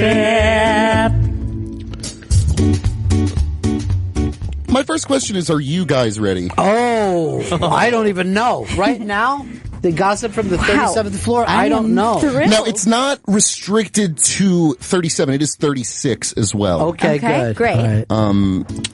I love office gossip. Oh, God. Do you want me to just jump? Yeah, jump right in. Okay. Yeah, give us. I can't wait. Yeah. Well, Ron, it seems as though a bored up with a raspy voice. She's been on the show before. We talked about her on the show before. I think she's actually, She's known around here as a babbling brook. That could be anyone. So word on the street is this is a bombshell. A word on the street is she eats those microwavable burgers from the vending machines, and she likes it. You ever seen those? They're disgusting. Yeah. Let me tell you, every good thing that I feel like we all felt about Brooke before is gone now. Out the window. Now, she lets people see her microwave those burgers? Yes. There's no way to hide that. You have to put your money in. You have to press the, numerical and letter. Oh, God. You have to get it. Yeah. You have to put it in the microwave, and then you sit at your desk and you eat it. Oh, people are talking about it. That's all I can say. I feel so bad for her right now. Could you wait for a second? I'm sending out a mass text. Oh my God, that is horrible.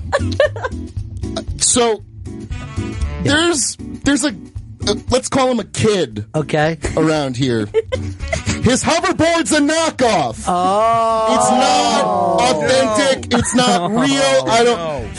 It's people are saying a lot of different things about where he obtained it, how he obtained it. Yeah. Now let me just say something about that hoverboard. And the kid is the top he's the top 40 king. He's supposed to be a brand guy. Yeah. But you can't even have a hoverboard in New York City, isn't that right, Chris?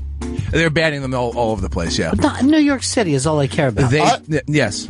Oh, no, I think they'd be good only in the airport. Okay. All right.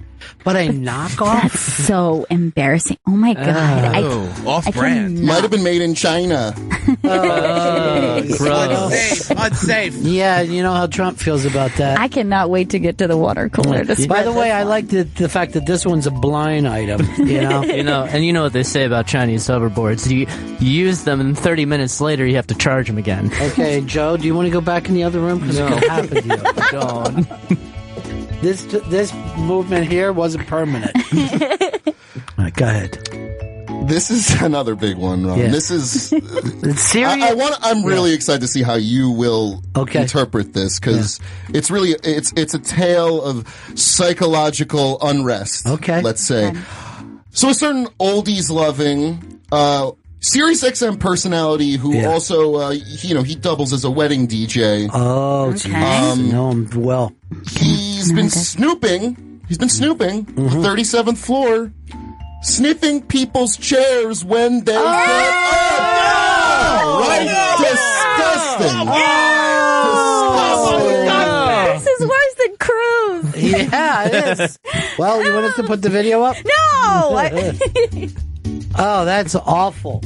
I don't think anyone could have predicted that, is all I can say. That is so gross. And I'm going to start warning the ladies about it. It's not, but here's the crazy part. He does not restrict it to the ladies. Oh my God. It's any chair, anywhere, 37, no one's safe. Let me tell you, that's modern at least, right? Progressive. But he's got a butt smell. It's feminist. Butt smell fetish? Who doesn't? Not even just a butt fetish, but a butt smell fetish. Well, again, like I said, we don't have an explanation for this. It would be ideal if we could have a psychiatrist guest, a psychologist to analyze this, to psychoanalyze this, but we don't have that luxury. We have Ron, so. Here's the thing. This is serious gossip, and most people listen to a lot of the channels. They know who some of these personalities are, behind the scenes people. I don't have a problem with this one because at least he's not smelling the chairs while the people are still in the chair. Right. That would be worse for me. Now, would you call this an HR issue? I kind of do. I do. Let's get him in here right now. No. This is a big one. This is another big one. It's not about a person because the culprit, no one knows who the culprit is. Someone left an issue of Variety in the Entertainment Weekly radio office. Whoa. That is a turf war declared 37th floor. It's something's going to happen. You think that was done on purpose? Like somebody just chucked that in there? That's a message. I think it's a message saying Variety is better. Right. And we're attacking your brand. We're attacking your staff. Wow. And it's Who would be trying to get into their heads like that? Any janitor. Or maybe Dennis put it down when he was sniffing a chair. He could have forgot it. He could have forgot Wait, I it. shouldn't even say it was Dennis. It was the blind item guy. It's true. That's a good one, by the way. I like that one. Yeah. It's mind games. Mind games. People are talking about it, and another thing people are talking about. This is straight from the intern's mouth. Okay. So I'm going to refuse to say who. I want to keep it anonymous. I don't want to call anyone out. But a funny, dirty, sexy, anti-vaxxing host here farted in an intern's face. Accidentally. I don't think that happened. And didn't apologize. I think that's alleged at best. Oh. I don't even believe that I can one. imagine that to be true. No, I know it's crazy not. how the rumors get spread around here. I can't stand the rumors. Gossip and rumors. You got any more? Yeah, there's a couple more. There's a couple more. Okay. So, there's an engineer here. He comes around. He helps everyone out. He's beloved. Sure. He does a great job, but he won't buy toilet paper for his roommates, and they really hate it. And that's. Okay, I have a certain idea who Charlie? this is. Wonder who we heard that one from. Wonder how he found out that news. Whose job is it to buy toilet paper? It's all of ours, Charlie. But here's the deal: do you chip in as one person shop, or whenever you go out, you get toilet paper? Whenever we go to the bodega, it's nice to bring toilet paper. Now, how many roommates do you have? 4 others, not including myself, so 5 So total. 5 roommates are there. How many bathrooms? 1 bathroom. So you go through the toilet paper pretty fast. All the time. Yeah, right. Do you go grocery shopping together? Can there be like a group effort here? A Groupon? No, we don't go grocery shopping together. It's just common courtesy. If you're an engineer. Well, you gotta set stuff up. You can't just have common courtesy. This rumor sounds true. This one I believe. I know it's true because the guy's right there. So one more. It's in a lighthearted stuff. There's a producer here. She's got 1 L in her name. I think you all know her. Yeah. Multiple sources confirm she isn't wearing panties today. Oh, snap. Dirty. I didn't want to say it, but I feel that the people need to know. Excuse me while I check out the view from the 37th floor. Whoa. All right, that's good stuff, Steely Dan. Biting stuff. And thank you, Gail, for 3 claps. Well, no one else cared enough, but Vito gave me 1 clap though. So we know what kind of clap you got from him. All right, let's play the theme song. Play them out. That was great. Boom, boom, boom, boom, boom, boom, boom, boom, boom, boom, boom, boom. Boom, boom, boom, boom, boom, boom, boom, boom, boom, boom, boom. Mr. Denman, bring us some news, some juicy gossip from Studio 2.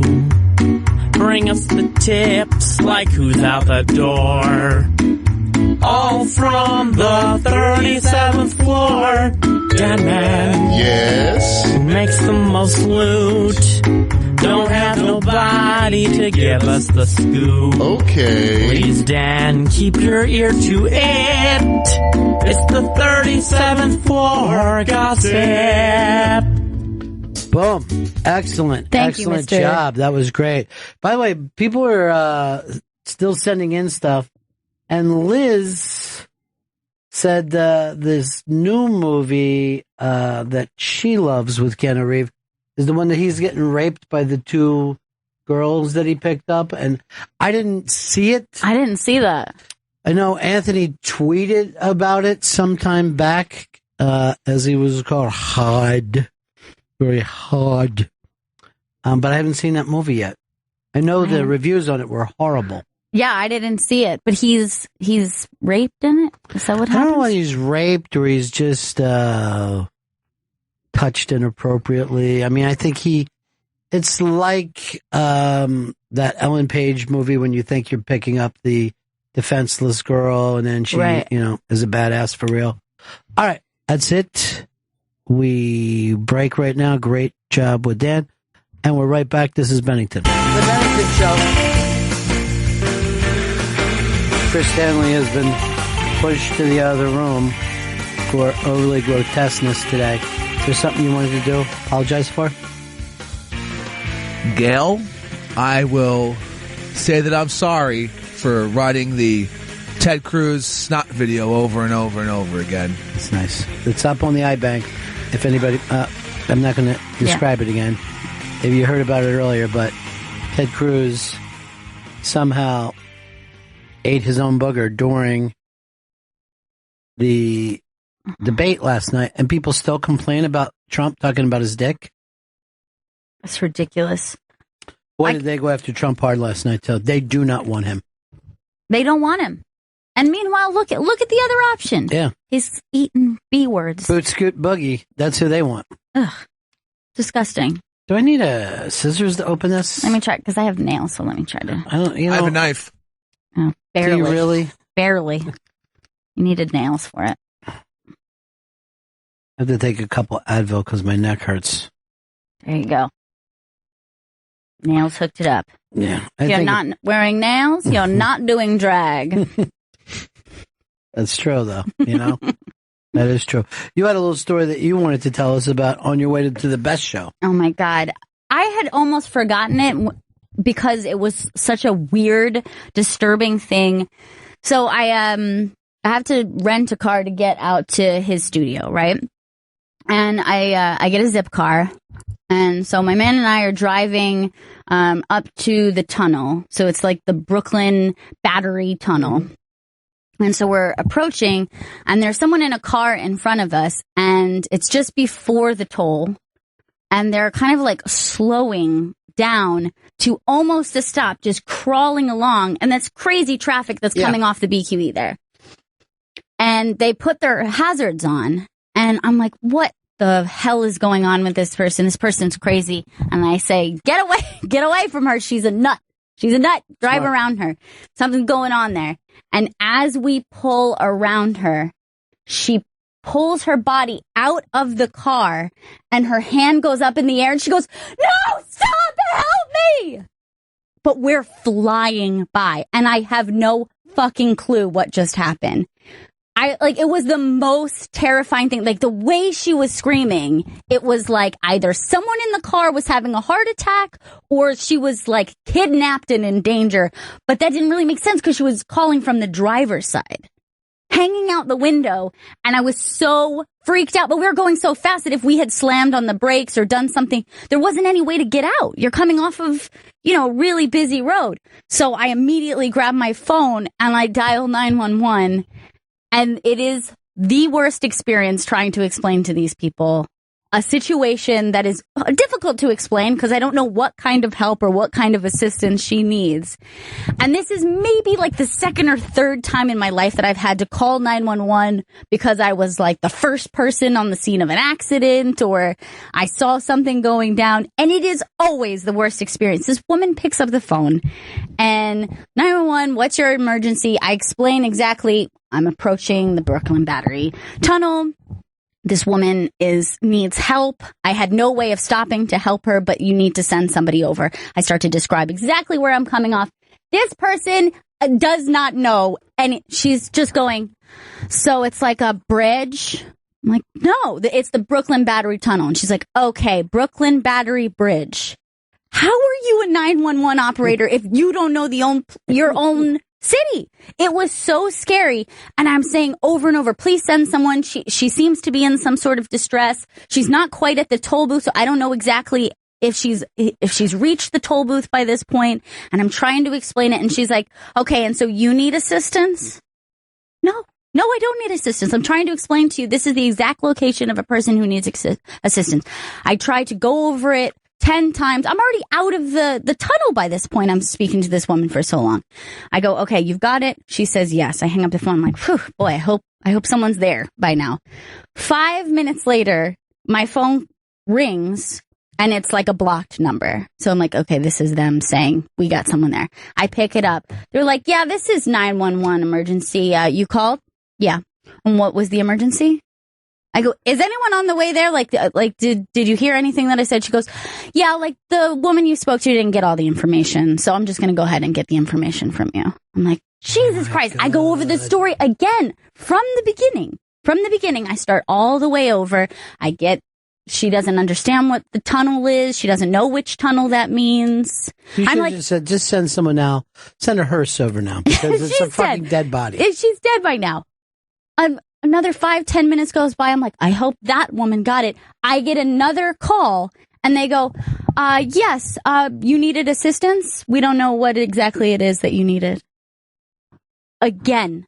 Third time. And I'm like, this is the most disheartening thing. And I've had this experience several times before. Do you think it's just a New York thing or it happens everywhere? I have no idea because it, like, in my mind, I'm immediately putting myself in the position of if I'm in danger and I have 10 seconds to be able to explain what type of danger I'm in. You're dead. I'm dead. I'm completely dead. You know what this reminds me of? Me trying to talk booking information with Chris Stanley. It's the same. It's the exact same. Now, I had an experience a couple summers ago where I'm walking my dog along the park and I hear sounds from the park. And they are the sounds of sexual intercourse of some way. And the woman is making sounds, but it's coming out of the park. It's midnight. And I cannot be certain that these are consensual sounds that I'm hearing. And it's kind of freaking me out. So I call 911 and I say, listen, I just feel the need to say this because the sounds, they are not that pleasant. Right. And I just want to be sure that he's either raped or having consensual sex with a man with an enormous penis. Yeah, that's pretty much what I had to gently describe to someone. So, you know, cop cars come speeding up to me and first of all, it was weird because they just acted like they didn't believe me. Like, what would be the fucking point of me making up this story? And then one of the cop cars that came out, he was like, yeah, I was just in there. There's nothing going on. I was like, you were in the entire park? How? And he's like, nobody's in there. It's a huge park. It's Prospect Park. It's massive. And then this guy has the audacity. So he starts to explain to a detective guy. Right. Like, nah, I was in there. It was fine. And he literally says, I was sitting in the car. I was playing Words with Friends. I get the call. I'm telling you, nobody's in there. And I'm like, this guy just admitted he's just sitting there playing Words with Friends. He has no idea. And their lack of care. By the way, also, when those cars came speeding up, the first thing they started screaming at me is, what happened to you? And I was like, did no one relay the information that I was the person who called? I'm sitting there with my boyfriend and my dog. Like, everything's fine. And they were very suspicious of him. Sure. They were like, that's why. Is he your raper? No. Please get in the park. You're coming up with the exact reasons why I don't call 911. I don't want to bring attention to myself as I'm walking down the street. Yes. I could be wearing an old jacket for all I know. Something could be in there. They're fucking insane. Why do you call? I feel the need to be a good Samaritan. You know why? You never stop talking, and sometimes your guy doesn't feel like talking. He'll just call 911. Chris, have you ever called 911 in your life? I've called 911 once, ever in my entire life. It was up at SUNY Purchase, and we were running a beer run. So we're coming back to the campus, and it's directly outside the campus as we're about to turn in, there's an overturned car on the side of the road, and a guy walking around all dazed and weird. Now we didn't stop, but I thought to myself, hey, maybe I'll call 911. And when I called 911, they just routed me towards the campus fucking police, who were useless and they're morons. They're like, yeah, I guess we'll check it out. Thanks for the tip. And then fucking hung up on me. Right. And now you're a suspect. Exactly. Yeah. Like, we're tracing your phone, dude. That's really bizarre, too, because I had a very similar thing happen to me outside of SUNY Purchase, except for I was second responder. And I had showed up and someone was like, the cops aren't here yet. But this, the car was overturned, but there was a woman who was walking around bloody head, and it was really surreal at night. Calling 911 seems so, it's just the thought of it's this is the last resort. How, I agree. It's am I really about to do this? Yeah. Even the emergency section on your, if your phone's locked, you can still call 911 or whatever. This is terrible. There's some sort of function on most cell phones, even if they're locked, you can still call 911. And I just think that's a terrible idea. Because what if I call by mistake? Then I'm really fucked. No, and they won't believe me. No one will show up. No one will be there for you. Hey, Troy, in Mass. Troy. Hey, guys. Love your show. Yeah. I wanted to call that same kind of thing happened a few times, but I literally saw a school bus into an accident and I called And it was like I was interrupting something, and I told them the thing, and they basically hung up on me. Then I got a text message saying that 911's only for emergencies. So I don't know what else, would be an emergency, but apparently bus full of children wasn't one. I couldn't, the only time I called 911 is when I said, I called them up and I go, does anybody know where my socks are? I had some of them. On the couch. And I'm like, where else? Yeah, where else could they be? Dude, I told people years ago 911 is a joke. You did say that. Yeah. I think it's fucking hilarious, though, that you don't learn from your mistakes and you keep trying to help people. I know. It's pointless. It's absolutely pointless. Someone wrote in that you're the opposite Chris Stanley. Yeah, I wouldn't want anyone to call 911 for me. I'll figure it out myself, whatever this terrible thing's happening. Yeah, you run away. Scene says, Gail Ann's starting to sound like a rat. She calls 911 more than George Zimmerman. I thought he didn't call 911. And said he shot a child. I can't think if I've ever called 911 in my life. I don't think I have. Joe, have you ever Yeah, called? I have. Yeah. Of course you have. Pussy. What happened when that fucking guy missed the field goal and you and your brother cried? Yeah. We're in pain. Someone get over here. No, it's emotional pain. Shit. With that team of yours, you should be calling a lot. Oh my! Every year, surprisingly, I don't know why. Every year though, I did have to call it twice for an ambulance. One time though, I was in college, and this woman standing on the street, and then she just starts convulsing and starts wandering into the middle of traffic. And this guy, it was me and another guy, we go out there and pull her back before these oncoming cars come. And she just falls over and starts convulsing. I call 911. I call for an ambulance. I'm like, get over here. This woman needs help. Not 2 minutes later, she stops. Her eyes rolled back into her head, by the way. But she stops, she gets up, and then starts wandering down an alley. I'm still on the phone with the paramedics. They're asking me where I am. I'm giving them all the information. And this guy follows her to make sure she's okay. She comes back maybe 5 minutes later. Because I'm waiting there for the paramedics to come to the address I told them. She comes back. Drive me nuts. The EMT. They're your the peers. ambulance. They come back, and she comes back, and she looks at me. Her face is bleeding. She's completely wet because it was winter. And I go, "Are you okay?" And she goes, "What the fuck do you mean? Am I okay?" Kind of rude. And then I'm like, "You were just convulsing on the street." She goes, "What?" I'm like, "Yeah, your lip's bleeding. Your chin's bleeding." She feels it. She was like, "Oh my God." 2 minutes later, the ambulance comes, and they're like, "What's wrong?" "Oh, where's the girl?" I'm like, "Here she is." She's like, "I'm the girl." "What happened?" She goes, "Well, I'm epileptic." So she had a seizure in the middle of the road, and we had to call. And then she gets up and leaves, and I go to class and get straight A's. You know? Seriously. You fucking went and bothered everybody instead of letting that girl just handle her own Such shit. a dick. What if when the paramedics showed up, she just pointed to you and said, "He did this to He me." raped me. I would run. He raped me. I would steal the paramedic box car and leave. Stop Now, saying does it like everybody say dumb shit like that? Or just you? I think it's just me. None of the guys you grew up with say paramedics? My dad says paramedics. Why? It's I don't not know. the word. That's what I grew up with, Gail. I'm not a 911 caller. You've never done it. Can't think of one instance. It seems crazy to call 911. I didn't even call him when the building next to mine was on fire. My chick called. Yeah, it's weird just talking to them. All right, there's like a neighborhood junkie in my neighborhood, and he was one. Yeah, it's called a mirror. The dude's always wandering around bumming cigarettes from people, fucking shit up. One night I was walking home from the subway, and he just passed out on the ground, like in the middle of the street. I was like looking at him. I was like, I'm not going to call anyone. I mean, the guy he's just a little downed out. That's all. That was you, dude. Yeah. Oh yeah. You were having an out-of-body experience.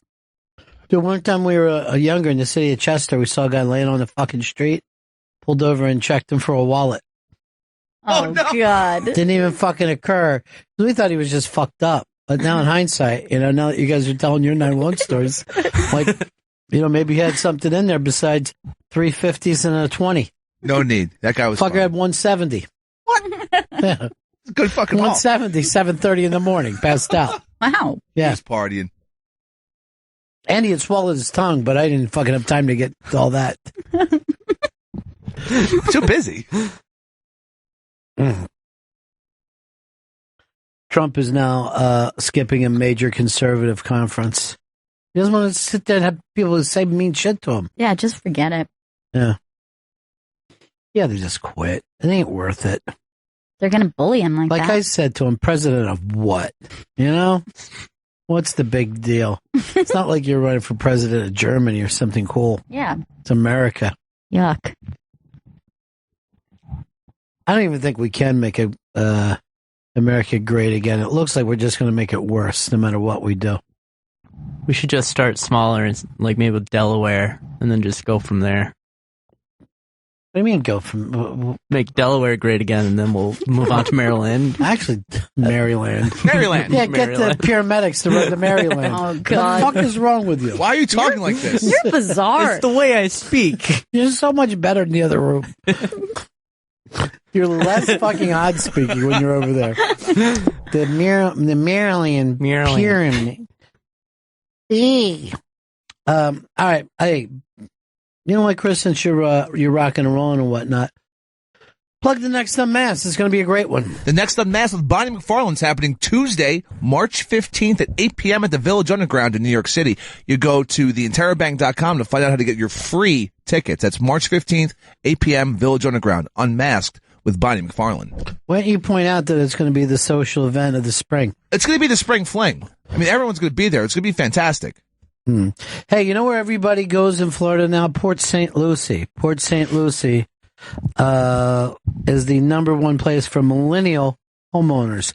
You can still get a home down there for like $6,000-$7,000. Yeah, but it's funny because you would not think that Port St. Lucie, of all places, Yeah. would be where the young folks are hanging. Well, is that where the Mets still are?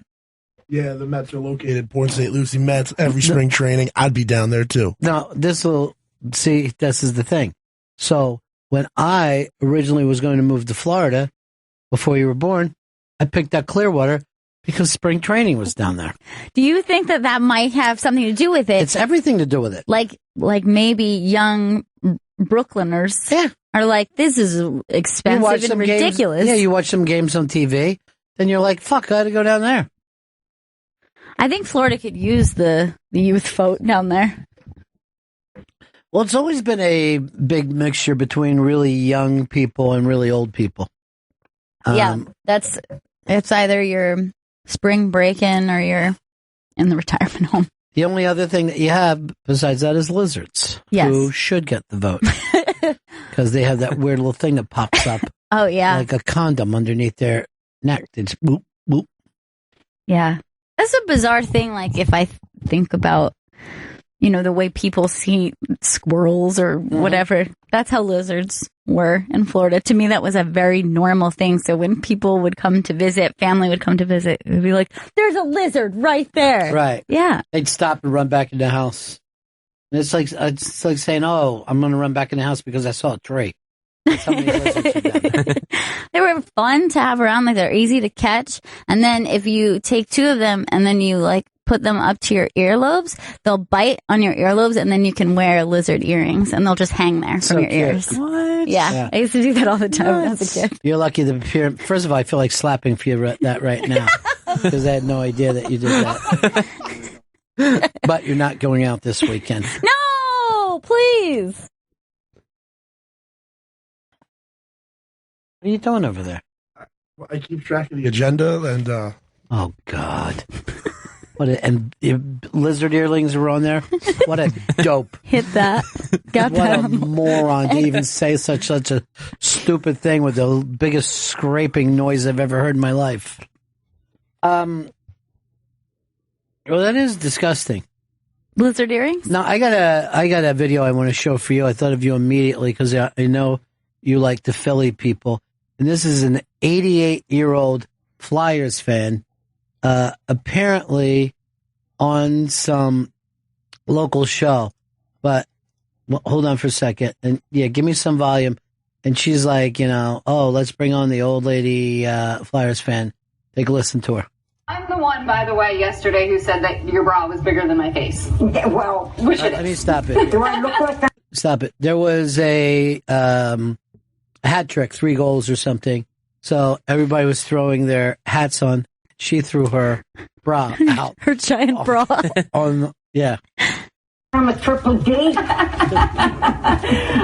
so I have a question for you. So when you came in the studio, you saw it's a busy day for us. We have the Harlem Globetrotters here, and Which first to play with their balls, and they won't let me. They won't let her play. They won't let her play with their balls. Apparently. I'm sorry to hear that. Before we let you go, Ann, you told me that I would freak out when I found out how old you are. Or will you tell the folks at home? You ready for this? I'm ready. I'm 80 years old. You're 80 years old? Yes. How long have you been a Flyers fan? Oh, before the first Stanley Cup. Wow. How do you think they're doing this season? They were doing stinky. But no, I hope they keep it up. I don't think we're going to make the playoffs. It's tough. Unless I go in the locker room. Oh, gosh. Oh, you heard that, Flyers? Can I just say one thing about my favorite Flyer, Bernie Perron? Bernie Perron. I had a broken arm, and I'm walking through, and he goes, "Oh, sweetheart, you hurt your arm." I said, "Yeah." And he said, "Oh, are you right-handed?" I said, "Yeah, Bernie, if you're looking for a hand job, I can't give it to you." Thank you, Ann. We really appreciate it. I just want to please that up. I guess we'll see. How fucking hilarious is that? Let me tell you an adorable little story about me jerking off a Canadian. I think we're going to make it to the playoffs. They're kind of stinky right now, but I don't think any of them are any good, but I still am a fan of them. But I wish they were all traded. I'm not giving them hand jobs. No way. No way. I like the Eagles, I like the Phillies, Flyers, not the Sixers. I like that she's like, you're going to be shocked when you find out I'm 80. No, not at all. No, it seems appropriate. It's exactly what I was thinking when you walked up. But how funny, though, that she talks about giving a hand job on TV. If you're looking for a hand job, you're not going to get it. So I'm looking at him, same way I'm looking at you right now. And a thought comes to me, and I'm like, all right, I got it. Bernie, if you're looking for a hand job, no. You're going to have to either put it in my asshole or, fuck these big old tits of mine. Well, he started laughing, We got to laugh. He's a regular guy. He's really a good guy. He's not fancy or anything. He's not too mainline. No, he's not. He's not one of the big shots from work. There's always if something when I was growing up, people would be like this. Even the big shots at work, they respect him. They did. They gave him work boots, so they know what he's doing down there. That's why he won't join the union. He thinks he's going to end up in management. We all churned on him. We need to break now, Chris. Yeah. Let's break. It's a Friday on the Bennington Show. We'll be right back. Little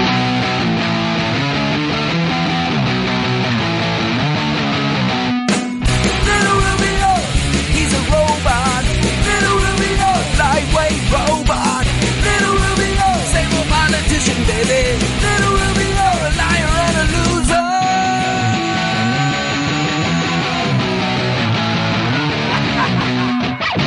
Little Rubio ain't gonna win. Donald Trump making him look stupid. Little Rubio ain't got what it takes. Ain't got what it takes. Ain't got what it takes. Ain't got what it takes. Little Rubio. Back with Bennington and reminding you that GPS premieres this Saturday, tomorrow, 3 p.m. in the East on Deep Tracks Channel 27, Deep Tracks LA. Let's bring our man Jim in, and we'll talk a little bit about it. But you'll be able to see Gail tomorrow, Periscope. Before this, we will play the GPS. And I'll play all weekend long. Different place. There's a couple different airings, but yeah. Jamban normally researches with us. How did you like GPS Los Angeles? I learned so much that I had no idea about, especially about the Wrecking Crew. You didn't know any of the Wrecking Crew stuff? Well, I knew about it, but I learned so much about it from researching it. The documentary, the Denny Tedesco had come and done my show like a year before when he was still trying to get the Kickstarter and stuff going. So I kind of ran it. As a matter of fact, one of our listeners actually became an executive producer on that documentary. Oh, really? Contacting him, yeah. I didn't know that. Yeah, it's pretty cool. So I was just pulling for it for so long that when it finally got done, and we had done that, and he had saved us. We were the very last of the last interviews that he did before he kind of put the project to bed. Oh, that's cool. Yeah, so, I mean, and it had been something that he'd worked on for years, you know. But, you know, there's a very, there's a lot of those guys in the 1970s, the next generation of dudes who ended up playing on a ton of hit records too. Yeah. Even though it happened a lot more organically. There's always dudes in one area that know the guy. Here in New York, the drummer Steve Jordan, who's done my show before, is just the guy that if you have a project and you want to bring in a drummer who can get it quick and maybe add something cool, people have called him, and you find out the amount of, like, he always plays with Keith Richards, and, you know, the list goes on and on, but the amount of people who know him is just phenomenal. I think that's some of the coolest stories, is just finding out that the person, there's a face behind the person who played that amazing riff that you have always really focused on, but you just thought, oh yeah, the band, but it's not. It's like these guys who are like hired guns, but pretty much. That's what it is like when you think of like the, and this was in, the guys who played with Motown. I can't think what they called that group, but they were, and I met them back at NEW, and then they invite me up to Harlem, right? And because they had a gig, and the documentary is called "In the Shadow of Motown." What was the name of them, Chris? What did they call that group? The Funk Brothers. Yeah, the Funk Brothers, and they played on more hits than the Beatles and Stones and all that. Right. But the dude who was just played like before My Girl came up with a boom, boom, boom. Boom, boom, boom. Boom. Well, you could go to people anywhere in the world and just go boom, boom, boom, boom, boom, boom, and they would return bam, bam, bam, bam, bam, bam. Yeah, you're not a writer when you do that. That's arrangement. It's one of the big fights that Levon Helm had years later with Robbie Robertson. He'd be like, yeah, Robbie wrote the melody and the sound, but then we all put in, how's that not writing? And it isn't. Right. You know, it's not considered that legally. Yeah. You can't come up with a great riff and say, and I also wrote that song. Right. That's just putting together the idea. Well, I think the reason why you do that is that every time somebody changed the charts on a song, could they say they're a co-writer? Right. You know what I mean? Like they play the riff a little differently, Yeah. or they, you know, they improvise how they or played slow it down or whatever. Like Yeah. you see, how many people just think it's so amazing that they do Smells Like Teen Spirit in a different way. They're not co-writers. I'm sorry. You're not. But that documentary, the one we're talking about with LA and those dudes and that kind of professionalism is just amazing. Amazing players out there. Yeah, it was just like such a great little pocket of talent, and all like in that specific way of, you know, there was like the love of music, and also it was like hit machine situation, you know, like they were. Right. There was also the business of music had a huge, you know, part to do with it.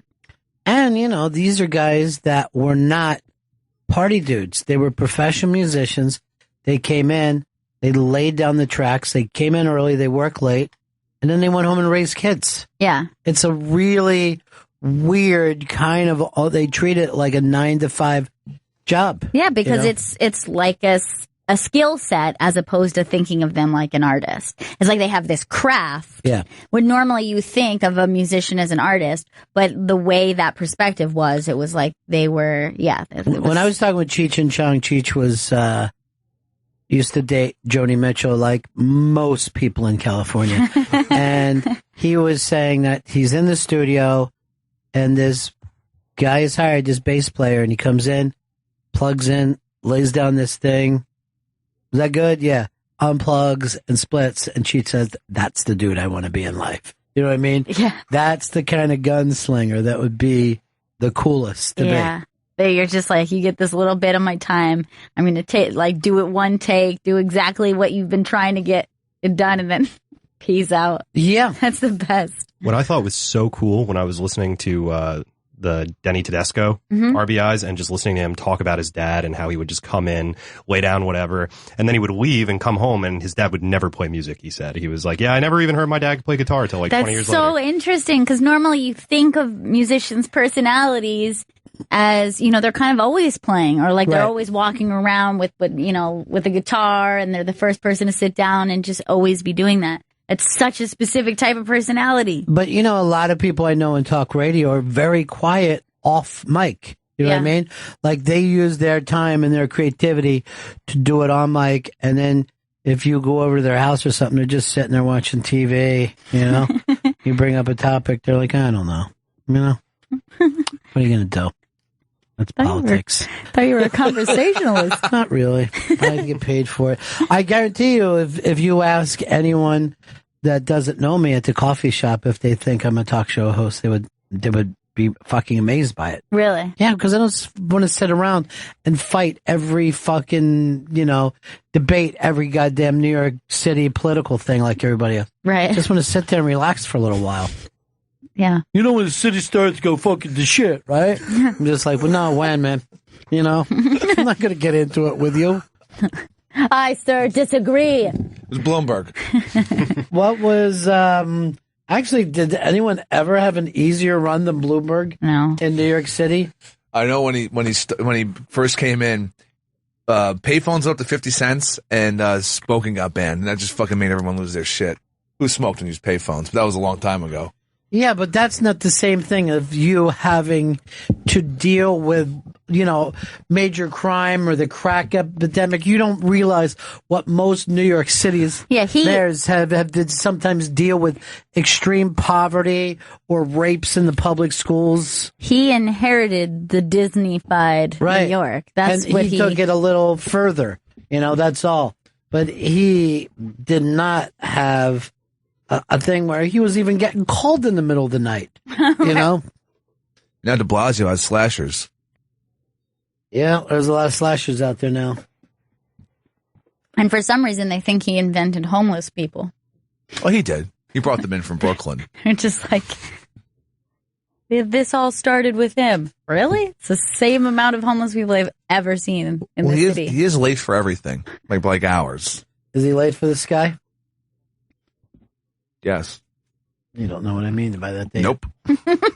Say, you thought you could get by with it.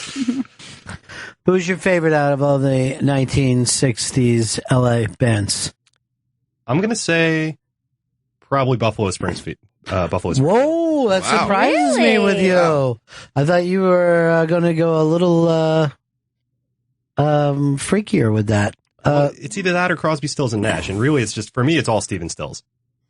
Well, he was an amazing, talk about an amazing fucking player that, no one ever puts him at the top of the rank, but other guitar players are like, yeah, he's the fuck, but he was also the arranger of that band.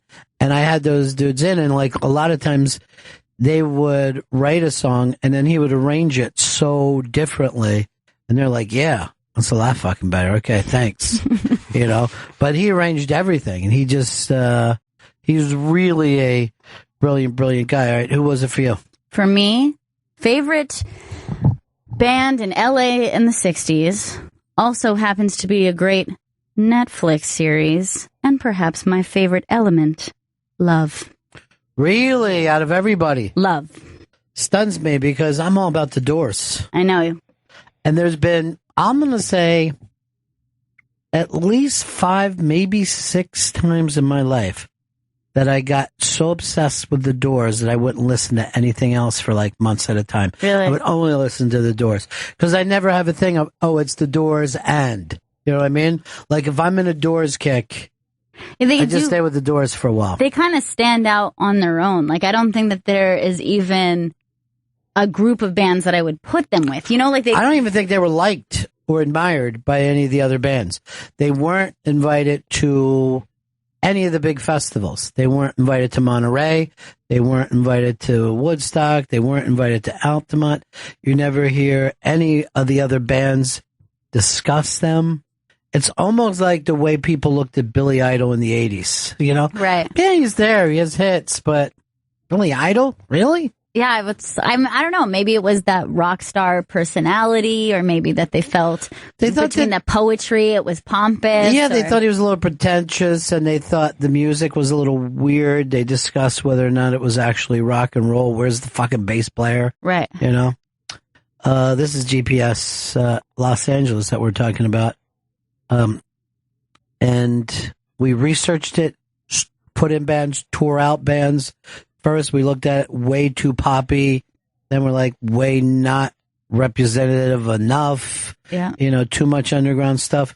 What would it be for you, Chris? Listing back through to Captain Beefheart and that first album. Just because he gets real weird, but that first album is so bluesy and just fucking badass. I agree 100%. And his voice from song to song changes. It's really ridiculous. That's Safe as Milk. It's just an amazing album. It was always a thing when I was a kid of if you met someone and they said they were into Beefheart, it was definitely I'm going to hang a weird thing proudly around my head. You know what I mean?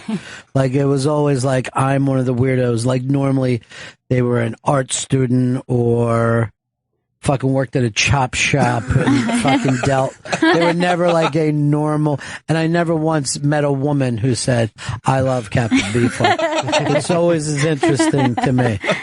The other night I was looking at the, at Metallica videos, and there's that amazing thing in Moscow, and it's got to be like 1 million fucking kids going crazy, and not one girl in the entire, I mean, it is just a sausage fucking concert like you've never seen before. What about for your 60s, Joe? I have to go with the Doors because they were not just the band that introduced me to the LA sound from that time, but just to that kind of music in general. Well, what do you consider the LA sound from that time? Because I don't feel like they're a stepping stone. Well, they were the band that introduced me to classic rock in general. Oh, when really? I was first delving into that music just from the 60s and 70s, they were the first band I picked up. It makes sense because they always have a high school thing, a high school following. Yeah. And always have. Like, even when I was a kid, the Doors were already dead. You know what I mean? By the time I'm like looking at it, the Doors were gone, and the older kids were like, "What's wrong with you, young guys? The fucking Doors? They're dead." When I was really young when I went through like a serious Doors phase. Everyone is, and it's probably even different because it's like from the perspective of a girl. Like, he was so dreamy to me, and he was like sexy and dangerous. And then it's so embarrassing, but then I actually went out and like bought his poetry, which is widely decided that everybody was like, this is terrible. Right. Like, anybody who writes poetry would think it was bad. And I knew that, and reading through his poetry, it's like, I don't know what they're talking about. He's a genius. Film critics are silent vampires. That's amazing. Because they are. You know, you have to think of the Byrds with that whole fucking sound, and I mean, there was a fucking just great, smart band. Yeah. Also didn't get to play their instruments on their first album, The Wrecking Crew.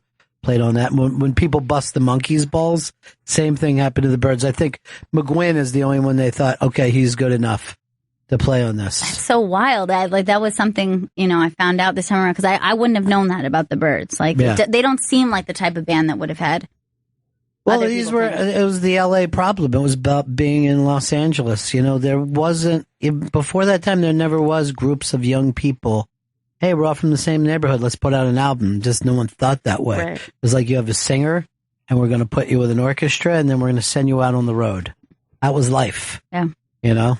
And you didn't, if you were part of the traveling group for Frank Sinatra, you never played on the records. No one would even consider, oh, and you're also going to play on the records. It just wasn't thought of that way. Yeah. You're a touring musician, not a studio musician. You go out on the road, they stay home. You're a road dog. Stay on the road. Plus, all these dudes were like 19, 20 at the time. Tops. Yeah. Tops.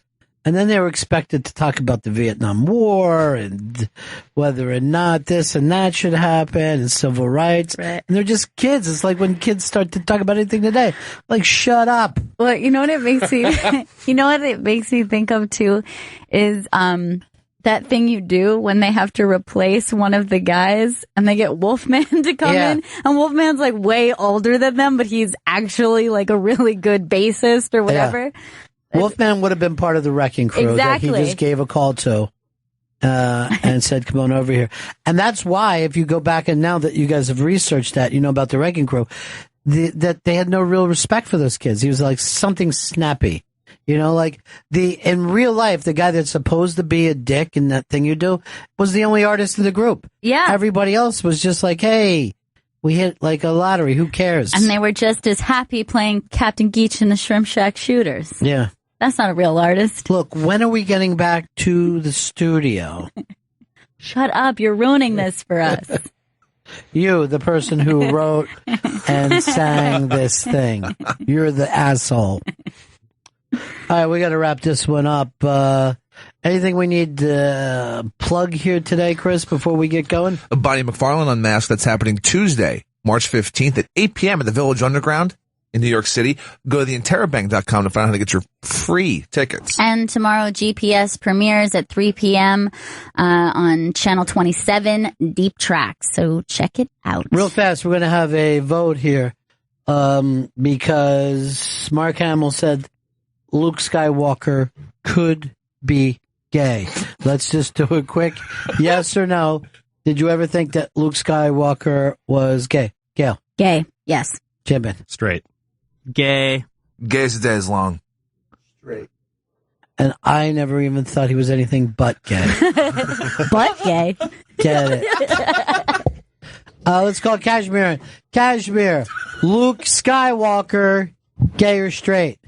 Yas, gay. He's too good at using two lightsabers. He knows how to use those a little too well. That makes sense. Queen. Yeah. That makes sense. All right, so Luke Skywalker is gay. That's the Bennington Show. Join us for GPS tomorrow, and then we'll see you back here in 1974. Ladies and gentlemen, the evening is over. We hope you all enjoyed yourselves, and we'll see you all again in 1974. Good evening!